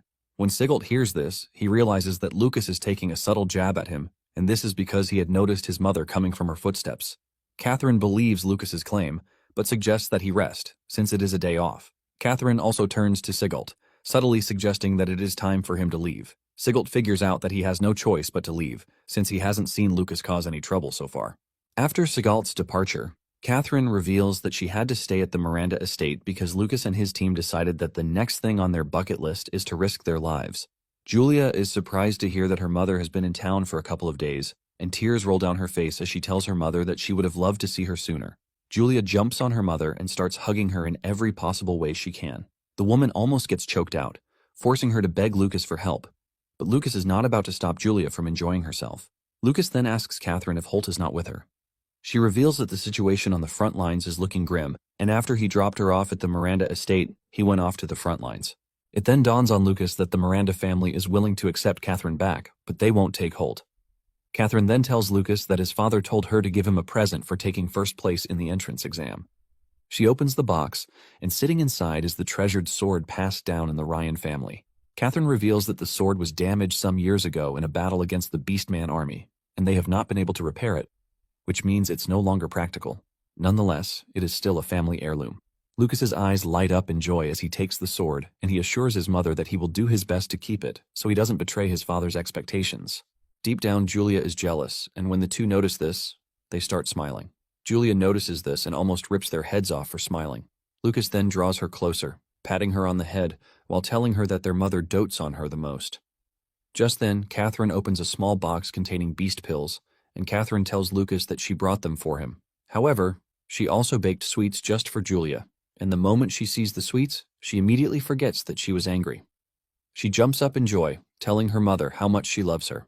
Catherine then brings out a letter meant for Jeremy. Catherine reveals that the letter is from their father, and he also prepared some pills for Jeremy. It turns out that Catherine took the pills to deliver because Jessica didn't follow them this time around. Julia takes the letter and says she will deliver it even though she doesn't like Jeremy. Later on, Julia heads to the boys' dormitory, and Jeremy's friends tell him that he has a visitor. The boys are shocked to see the genius Julia at their dormitory. When they later find out that Julia is Jeremy's sister, they start swarming around him, urging him to take Julia on a mission next time. This only pisses Jeremy off, and he slaps off the dude's hand. Jeremy walks off in annoyance and jealousy, leaving the boys to wonder what is wrong with him. Apparently, he is pissed that since he has been in the school, his father and mother have never come to see him once. But they came and even decided to give Lucas the treasured sword because he took first place in the exam. Jeremy is pissed that Lucas is getting all the love from everyone, and because of this, Jeremy vows that he is going to take back everything that should have been his. Before Julia and Lucas knew it, the fun time had gone by and their mother had no choice but to return to the Miranda estate because she would be staying a while in town before leaving. Even though Julia and Lucas know that they can't see their mother, they are happy that she's nearby. Mina, on the other hand, remained badly injured, but Lucas made a potion for her.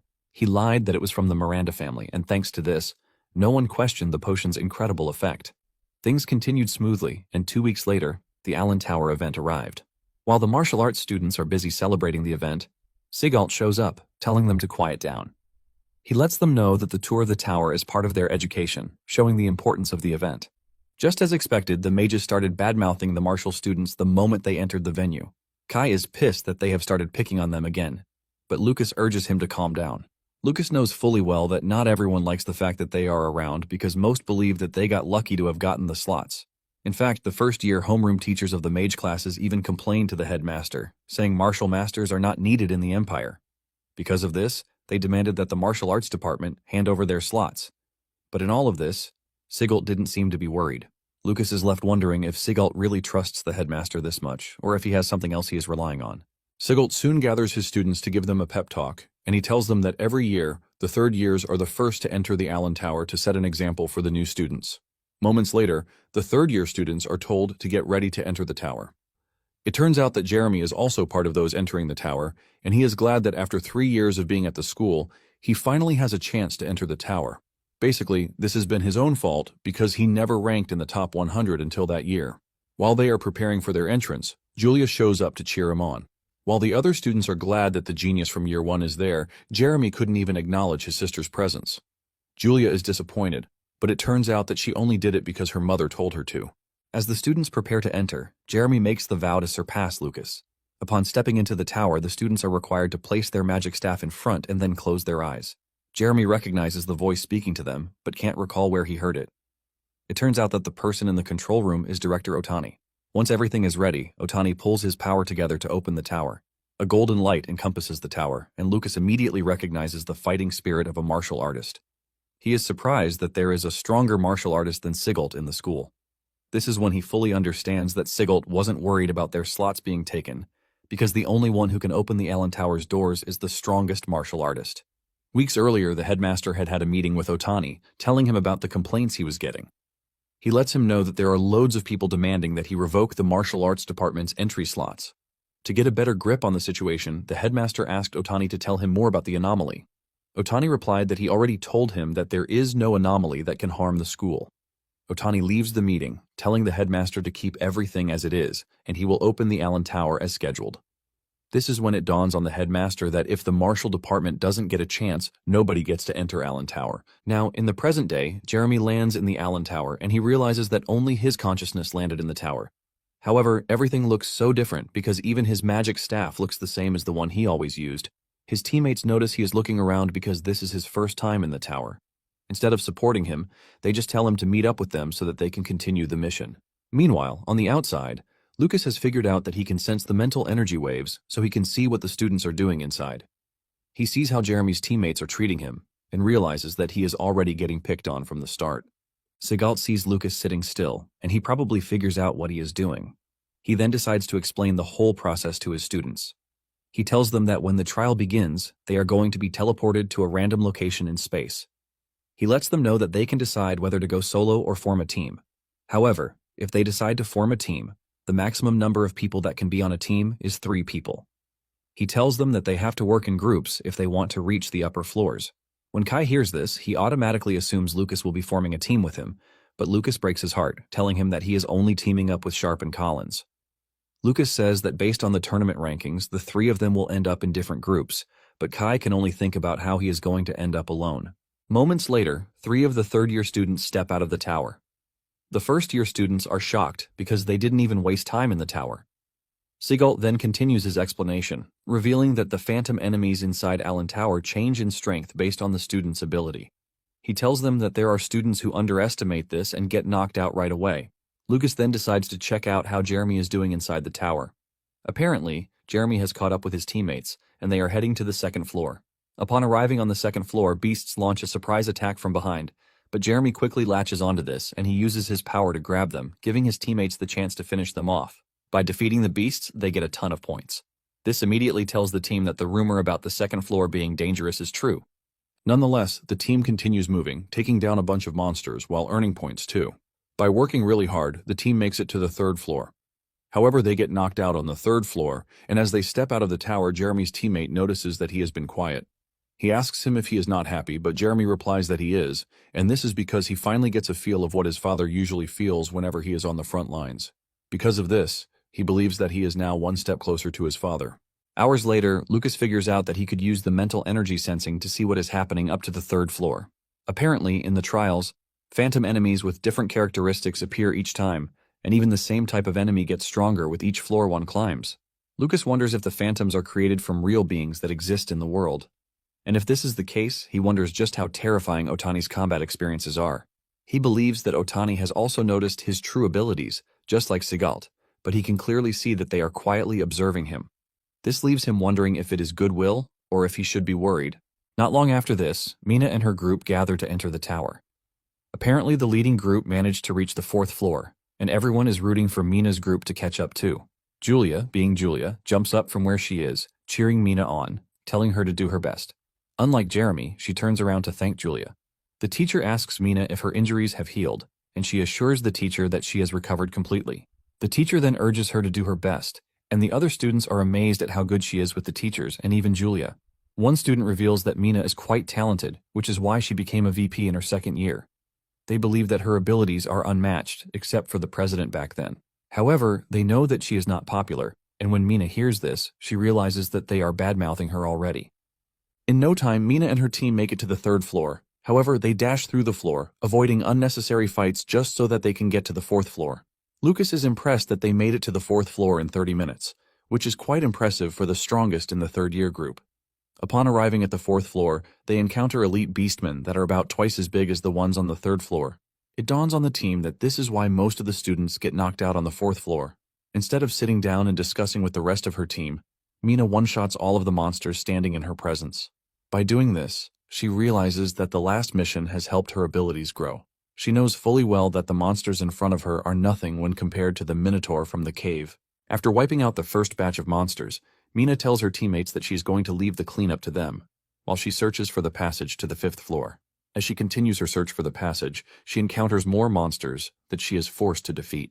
After a hard-fought battle, the team makes it to the 5th floor, blowing everybody's mind. Kai is impressed, and he wonders when he will get to reach the 5th floor.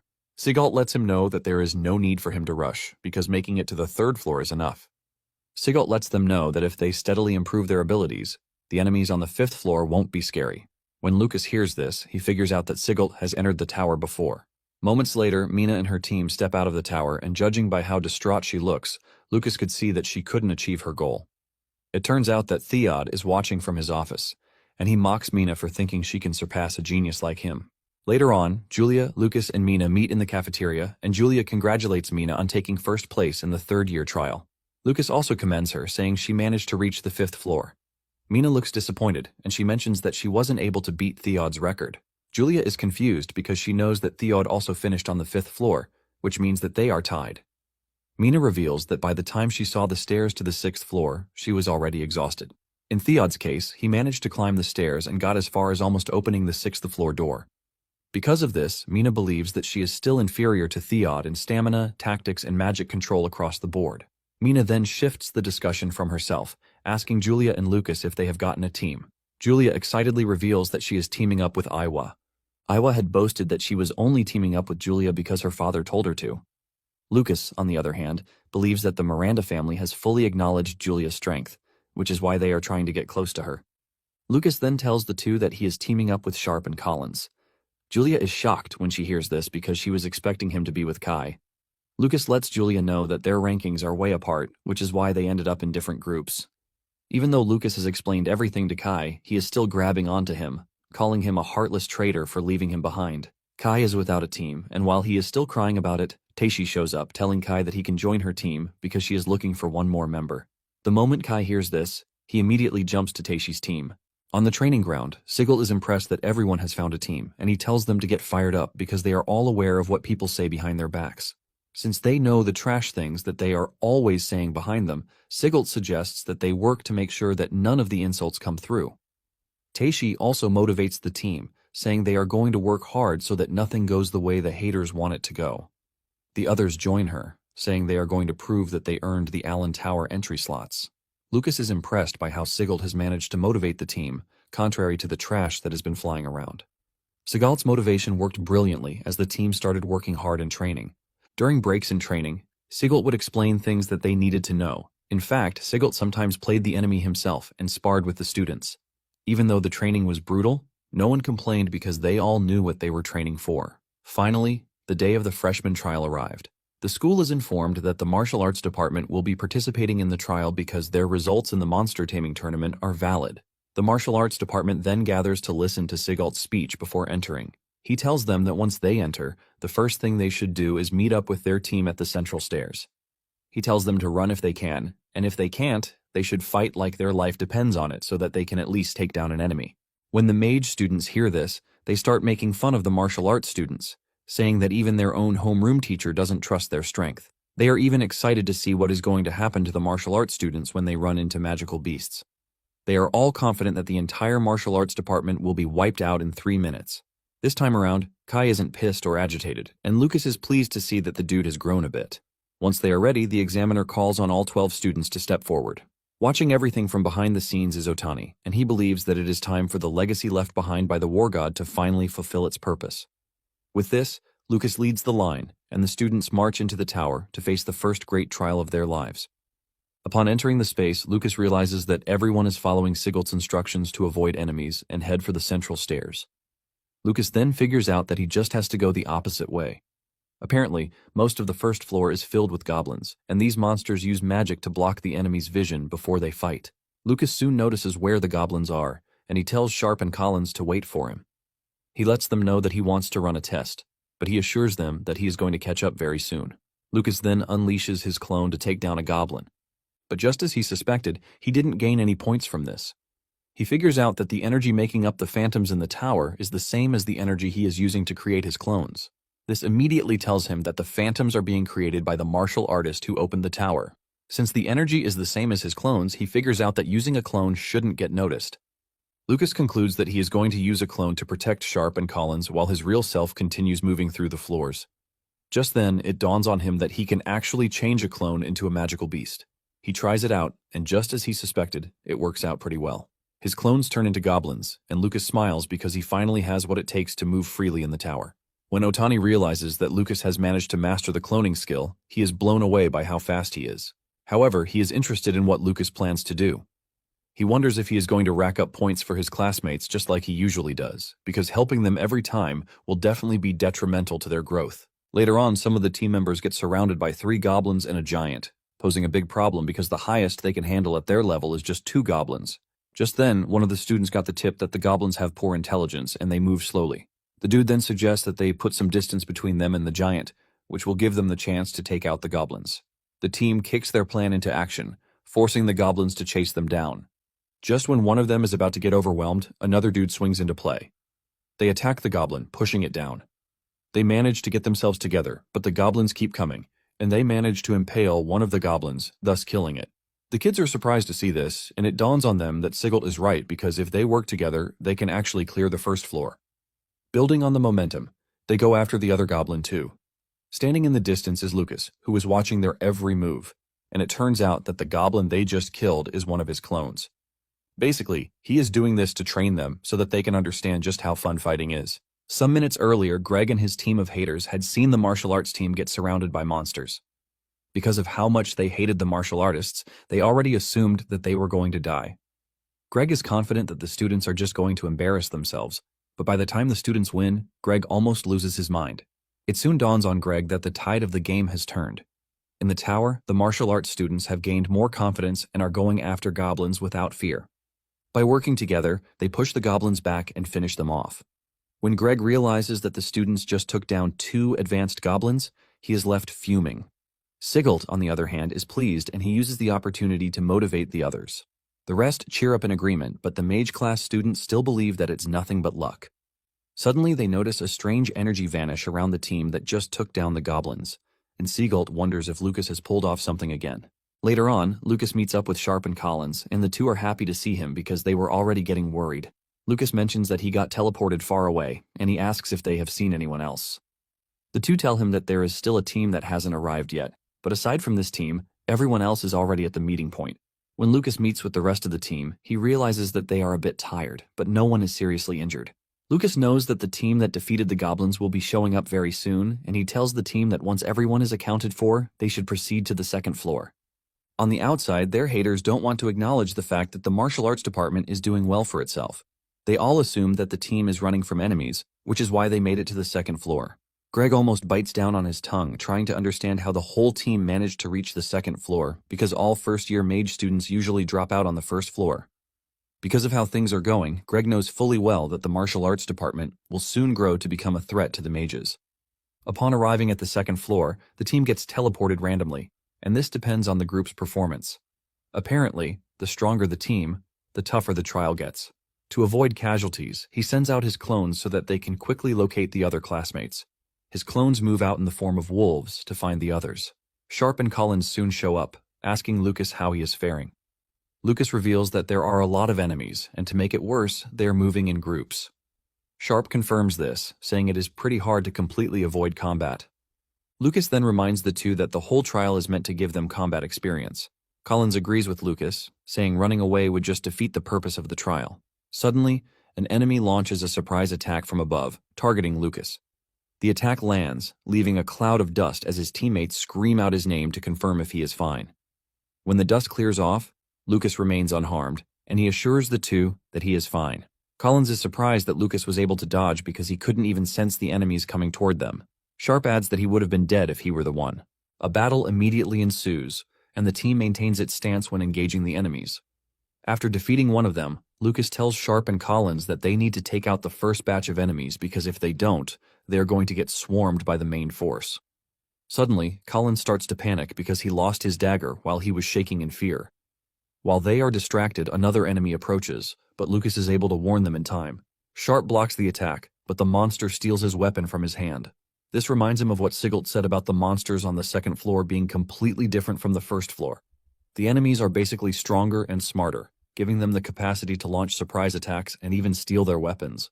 Instead of being scared that his weapon has been stolen, Sharp is actually motivated to teach the monsters a lesson. Suddenly, the monster gets attacked, and it turns out that Sharp had gotten himself a gauntlet before entering the tower. Sharp then dashes toward the monster while letting it know that no one rivals him when it comes to strength. Sharp almost lands the hit, but the monster manages to leap backwards, dodging the strike. However, this turns out to be a well-laid-out plan by Sharp and Collins. Collins meets the monster halfway and cuts it from behind. While the monster is still crying from what Collins did, Sharp finishes it off with a powerful punch to the chest, ultimately winning the battle. Lucas is impressed, and he commends the two's teamwork. Lucas has already defeated his own monster too, and he suggests that they continue moving forward, all for the glory of the martial arts department. On the outside, Greg can't believe that none of the martial arts department students have dropped out. Greg knows that they should have been surrounded by monsters the moment they reach the second floor, which is a mystery of how they are still alive. The mage students have started cooking up assumptions, saying the Allen Tower difficulty was lowered because the martial arts students are pretty weak. However, one believes that this is not the case because the teachers would have complained by now. Meanwhile, on the second floor, Lucas and his team are busy taking on monsters without fear. They go against skeleton monsters, wolves, and the like. Even when the monsters appear to be dangerous, none of the team members backs down. Whenever one loses track of the enemy they are fighting, there is always a teammate to cover up for their lapse in judgment, showing just how crazy their teamwork is. Shortly afterward, Collins and Sharp start talking about how they are already getting tired. When Lucas hears this, he subtly engages the hero's battle cry to release a surge of energy into the two to keep them going. Apparently, the technique is exclusive to the Ryan family, and with this, Lucas believes that they should be able to clear the second floor together. Not long after this, a monster suddenly launches a surprise attack on Collins and Sharp. The attack catches them off guard, giving them no room to move. Just as they are about to be crushed, an arrow flies from behind them, taking out the monster. The assistance turns out to have come from another student from another team. Simultaneously, the teams take down their enemies, gaining a ton of points in the process. Following the momentum, the team believes that they can actually make it to the third floor. Moments later, Greg realizes that everyone on the team has reached the third floor stairs, and he almost pisses his pants. Even the other teachers have started talking about this, saying the martial arts department students are moving as if they are not freshmen. Before they know it, they are already praising Seagull, wondering what he taught the kids. Suddenly, Greg lets off a huge smile, saying that not everyone will reach the third floor because they are already at their limit. He confidently mentions that they will have no choice but to forcibly eject from the tower. Just as he said, the students are already tired as they reach the stairs. In fact, some are about to collapse, forcing their friends to grab them. Collins is among those who are totally exhausted, and he suggests that they leave him and continue the journey. Before Lucas knows it, others start to fall down, urging Lucas to make it to the third floor for them. Surprisingly, Sharp speaks up, reminding the team that they have already come so far, and it would be nice if they could at least reach the third floor together. Lucas is glad to hear this, and he supports Sharp, saying they are a team. Lucas tells them to fight hard so that they can pass through the third floor door as one. With Sharp and Collins' motivation, everyone agrees to use every last strength that they have to reach the third floor. Moments later, the announcement comes on, telling everyone that all 12 students have made it to the third floor. Upon arriving at the third floor, they are immediately swarmed by monsters, taking down the team members one after the other. The first team that got knocked out talks about how brutal the third floor is because they couldn't even see how many enemies were attacking them. It turns out that Lucas was also knocked, and he has already used this to figure out that the third floor is the martial arts department limit for that year. He also allowed his real body to drop out to avoid suspicion. However, his clone is still inside the tower, so he can support the second martial arts group to help them reach the third floor too. By doing this, everyone in the martial arts department would get better scores and he wouldn't have to stand out. In the end, Teishi got a total of 55 points, which is the highest, while Lucas settled for 43 points.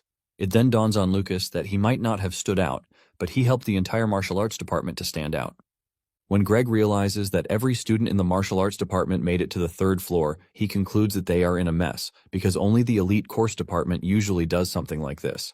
Greg is immediately left with the desire to defeat the martial arts department in both points earned and floors reached. Not long after this, the mage class enters the tower, and right from the first floor, they start unleashing their magic power like crazy. When Otani sees this, he wonders if it is a crime to lose to the martial arts department. However, he is patiently waiting to see what magic power the mage class will use on the second and third floors. Otani is disappointed that the mages have already lost their composure from the very start. Soon afterward, reports start coming in about the mages getting knocked out. The lowest number only managed to make it to the third floor, making the whole situation bad for Greg. Greg refuses to accept reality, and he grabs one of the examiners, asking if they multiplied the monsters when the mage class entered the tower. However, Linda stepped forward, urging Greg to accept reality and not embarrass himself in front of the students. Linda says she is pretty sure that the tower is functioning the way it should, unless he is saying his own abilities have deteriorated. Greg is left in the cold, and he watches in horror as Linda walks up to Sigalt to discuss with him. It turns out that Linda was praising Sigalt for surpassing the mage class.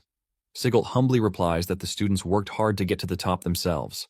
Sigalt then reminds Linda that the elite class is about to enter, and she should be there, but Linda replies that there is no need for her to be there because she trusts her students.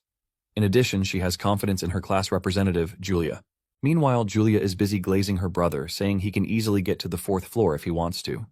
The examiner manages to cut her short by telling her that it is time she and her team enter the tower. Lucas then cheers his sister on, telling her to do her best and also eat her candy. The examiner is surprised that Lucas went out of his way to tell his sister to eat her candy. Just as Julia throws the supposed candy in her mouth, the examiner takes a closer look, and he realizes that it is a magic power pill that rapidly restores magic power. The examiner is surprised that Julia was given something so expensive for just a school trial since martial artists who can make the pills are pretty rare. Just as usual, Julia realizes that she has been tricked after she has swallowed the pill. Deep down, Lucas knows that Julia already has plenty of magic power, but since everyone is always taking medicine before trials, he doesn't think it's a crime to make her take one too. With this, Lucas is confident that Julia will perform exceptionally well. Upon entering the tower, Julia's first lightning attack shocks Aiwa so much that she couldn't even close her mouth. As if she did nothing special, Julia smiles at Aiwa, casually telling her to stay close to her. As they continue further, Julia easily takes out the enemies, leaving her teammates little to no stress. While her other teammate, Derek, is glad that they have Julia on the team, Aiwa is indifferent. Aiwa talks about how she could have controlled the monsters to kill each other if it were the real world. Julia agrees with her, saying Aiwa would be terrifying on a real battlefield, since her mental magic is useless in the tower because the monsters have no conscience. Aiwa figures out that the best she can do is use her power to scout out where enemies are. Aiwa is sad that she is a dead weight, but she is surprised that Julia is not even complaining. In fact, she even acknowledges her abilities. Aiwa, being Aiwa, walks past Julia, telling her that she is going to leave the spotlight for her for the moment. Suddenly, Aiwa stops, causing Julia to run into her. Julia asks her why she suddenly stopped, and Aiwa says it's nothing. Deep down, she is worried because she keeps sensing something off that is neither an enemy nor a classmate. Not long after this, Julia and her team reach the 4th floor, and it turns out that the presence Aiwa was sensing was Lucas. The teachers are blown away when the announcement comes on that 3 freshmen have made it to the 4th floor. They start praising Linda, but she tries to return the praise to the students, saying it is all them. Lucas hears this and he agrees that Julia is excellent on her own. Even though the magic pill is going to increase her magic power, reaching the top floors solely depends on her actual abilities. Since he trusts in his sister's strength, Lucas has decided to just watch over her without interfering. In the tower, Julia is running through the enemies, but suddenly, 4 enemies appear behind her before Aiwa can warn her. She is about to be taken out when Derek comes in clutch, burning all of them up. Derek then says Julia must have been tired from everything she did on the 3rd floor. He offers to handle the enemies, but even he almost loses his head to one of the monster's arrows. However, he dodges and roasts all of them at once. After taking them out, he tries to aura farm, but the ladies ignore him and just continue forward.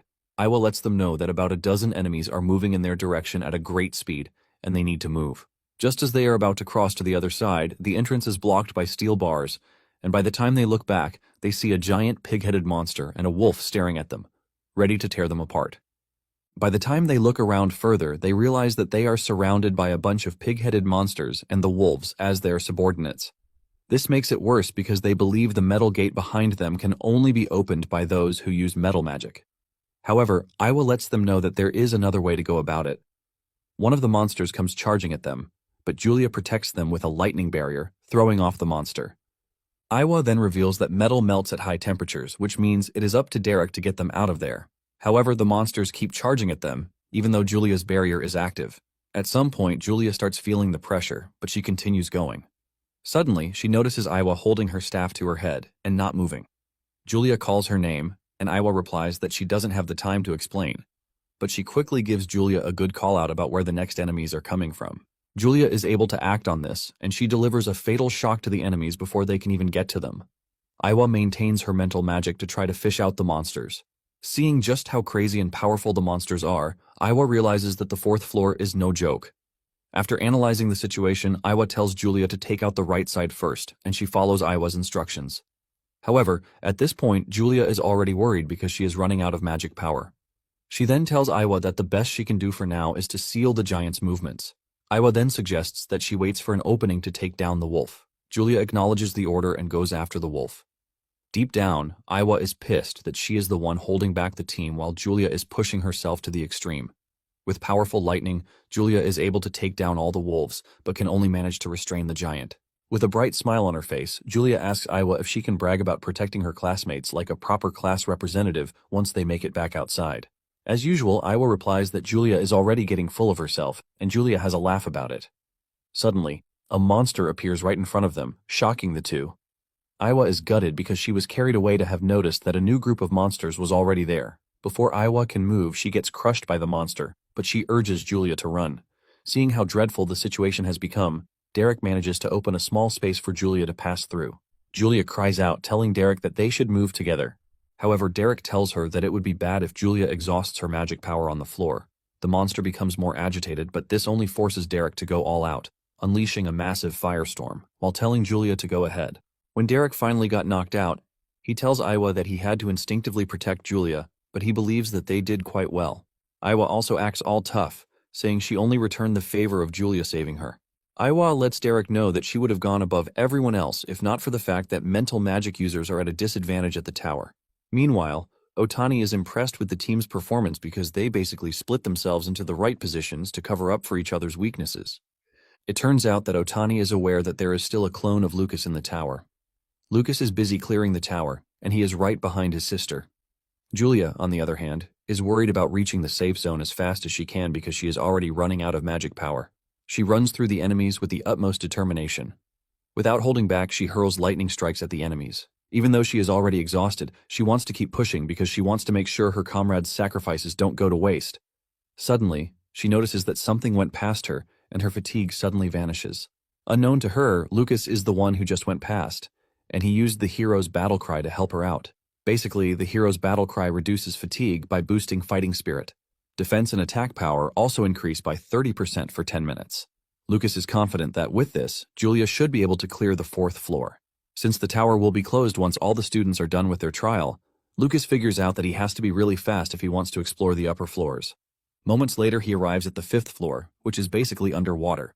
As he moves a bit further, he notices a dangerous water monster, and since his aim is to reach higher floors, he figures out that unnecessary fights should be avoided. He hides himself from the monster, and then creates a clone of himself that he turns into an even scarier monster to chase the other monsters away. Thanks to this, Lucas is able to move along well on his path. 15 minutes later, Lucas is still advancing, and his sister is also pushing with everything she has. 20 minutes later, Julia finally reaches the safe zone inside the tower, and she heaves a sigh of relief. At the same time, Lucas makes it to the 6th floor, and the moment he steps inside, he finds himself in a void space. Lucas is surprised that there are no monsters whatsoever on the 6th floor. However, the only thing that exists on this floor is a weird monument. Lucas moves closer, and he realizes that the monument is actually absorbing his fighting spirit. This causes the monument to react, and a golden light appears around it, displaying Mars's weapon. On the other hand, Otani is impressed that Lucas finally made it to the 6th floor. Staring at the monument, Otani figures out that it is the legendary legacy of the martial god.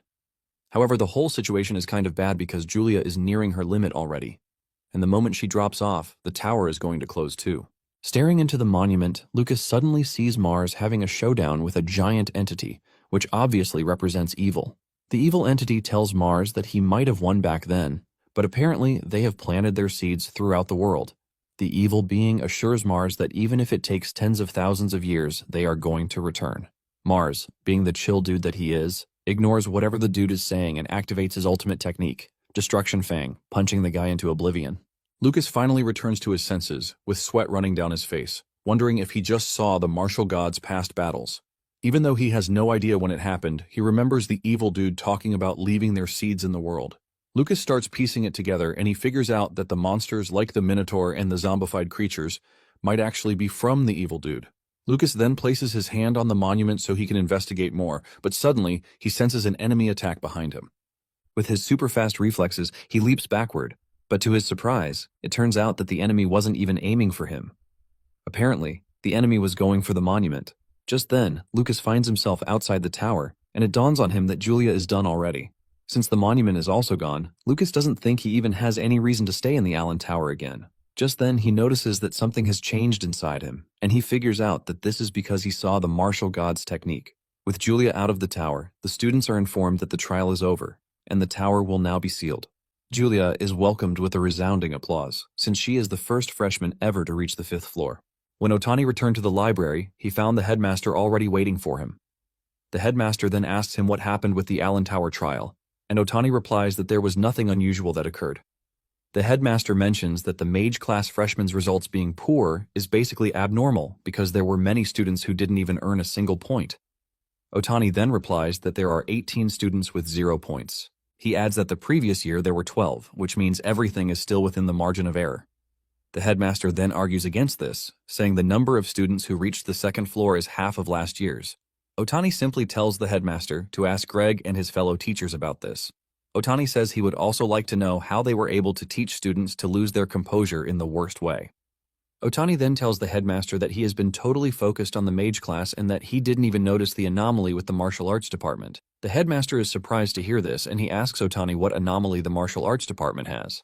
Otani reveals that after finishing the trial, 4 martial arts students have loosened their innate restrictions and are now attempting to level up.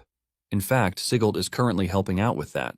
The headmaster is shocked to hear this because if he heard right, this means Allen Tower might have an effect that promotes martial artists' growth in ability.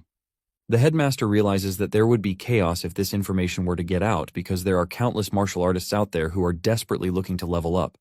Deep down, the headmaster would have stopped the Allen Tower trial if not for the fact that they were searching for a talented martial artist to become Allen Tower's next administrator.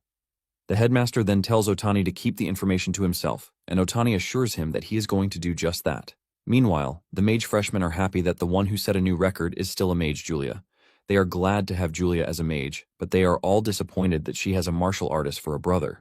Jeremy walks past 2 students talking about this, and he gets so pissed off because in everything, Lucas is always getting all the attention. He can't believe that Lucas is Julia's real brother, too. Later on, Theod heads to the cafeteria, and as he enters, the students cheer for him as usual, and he smiles with pride because he believes that he is still the school's idol even though Julia broke his record. Suddenly, his worst fear comes to pass when everyone notices Julia where she is sitting, and they immediately turn away from him.